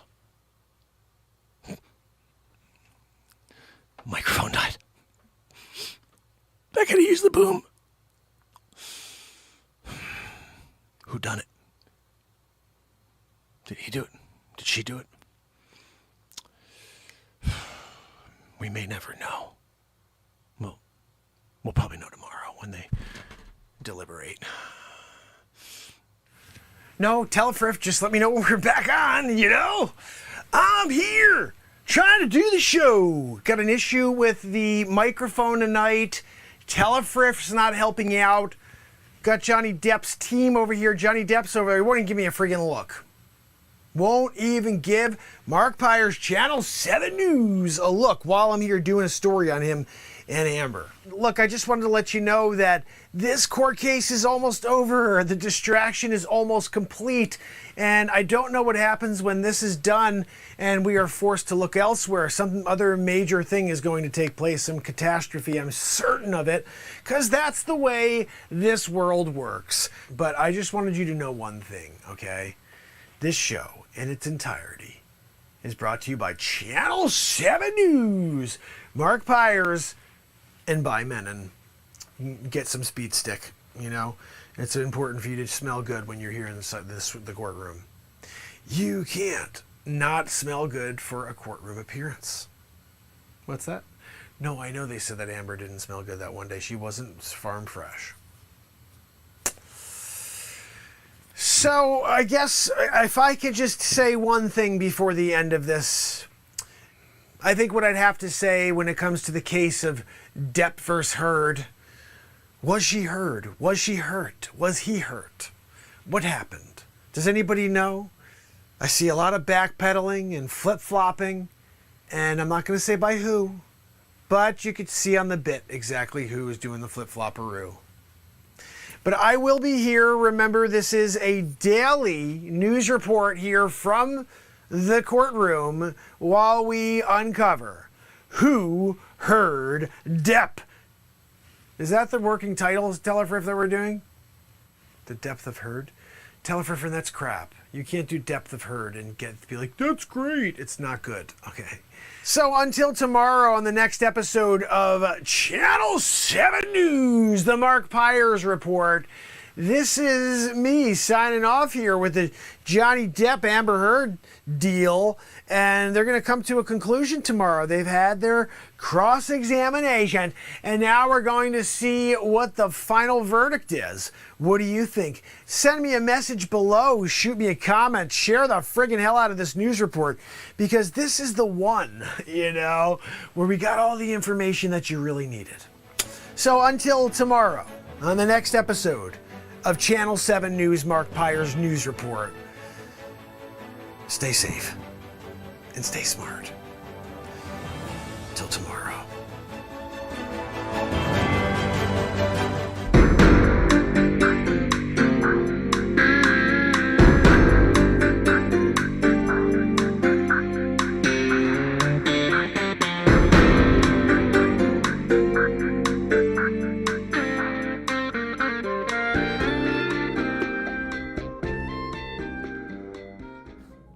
Amber, it's your legal expert, Philip Donaldson. Look, I'm here at my house.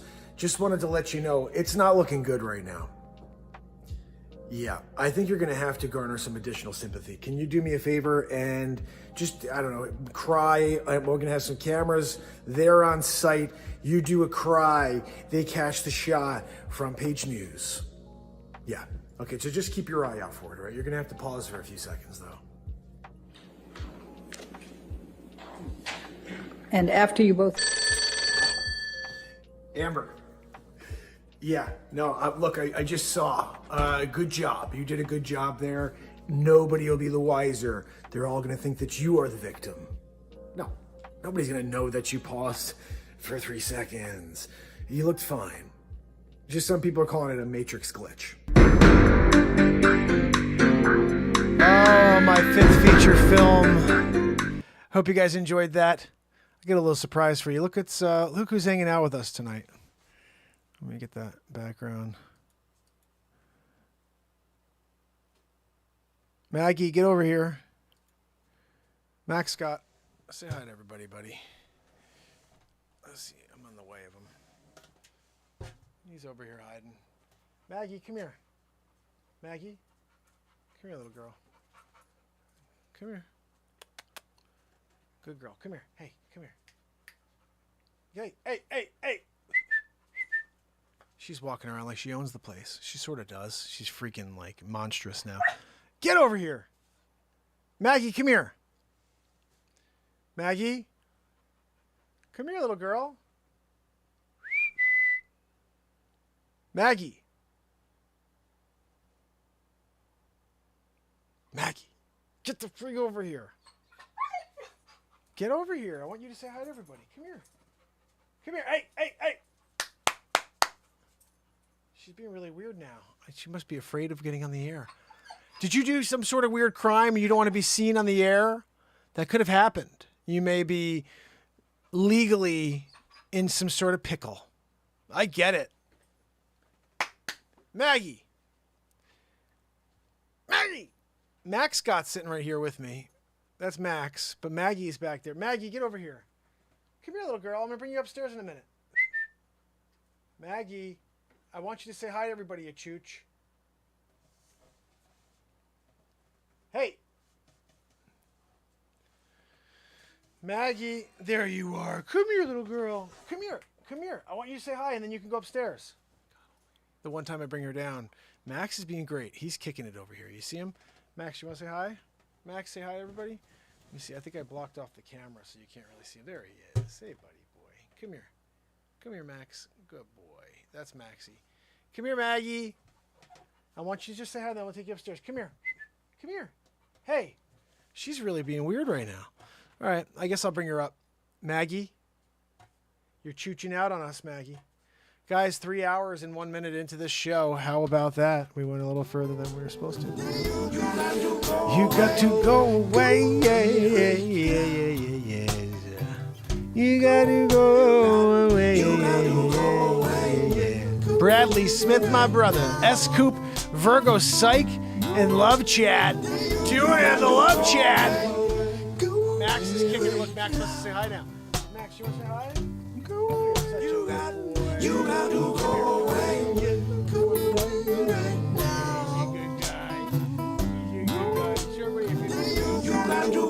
I love this dog. He's such a good boy. You're the best boy. Can I hold you? Hey, now you're back. Oh, look who's here. You want some love? Come here, baby. Oh, guys, who's here? Maggie. She's a beast, right?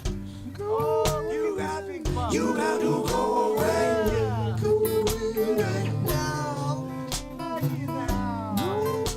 Guys, and she's all better, eating socks, eating tennis balls, not even taking a freaking chew, just eating socks, full socks. She ate 2 of my socks.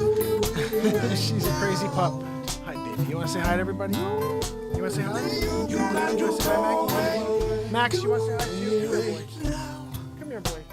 Hey, now you're chewing on freaking tape, Max? Gosh almighty. Look at this. They're going to fight over tape now. That's my tape. That's my blue tape. You know, doing it. Okay, Max Scott, what are you doing? So these are my 2 pups, and they're with us for the end of the show here. What a good little baby pup we have here. Max Scott.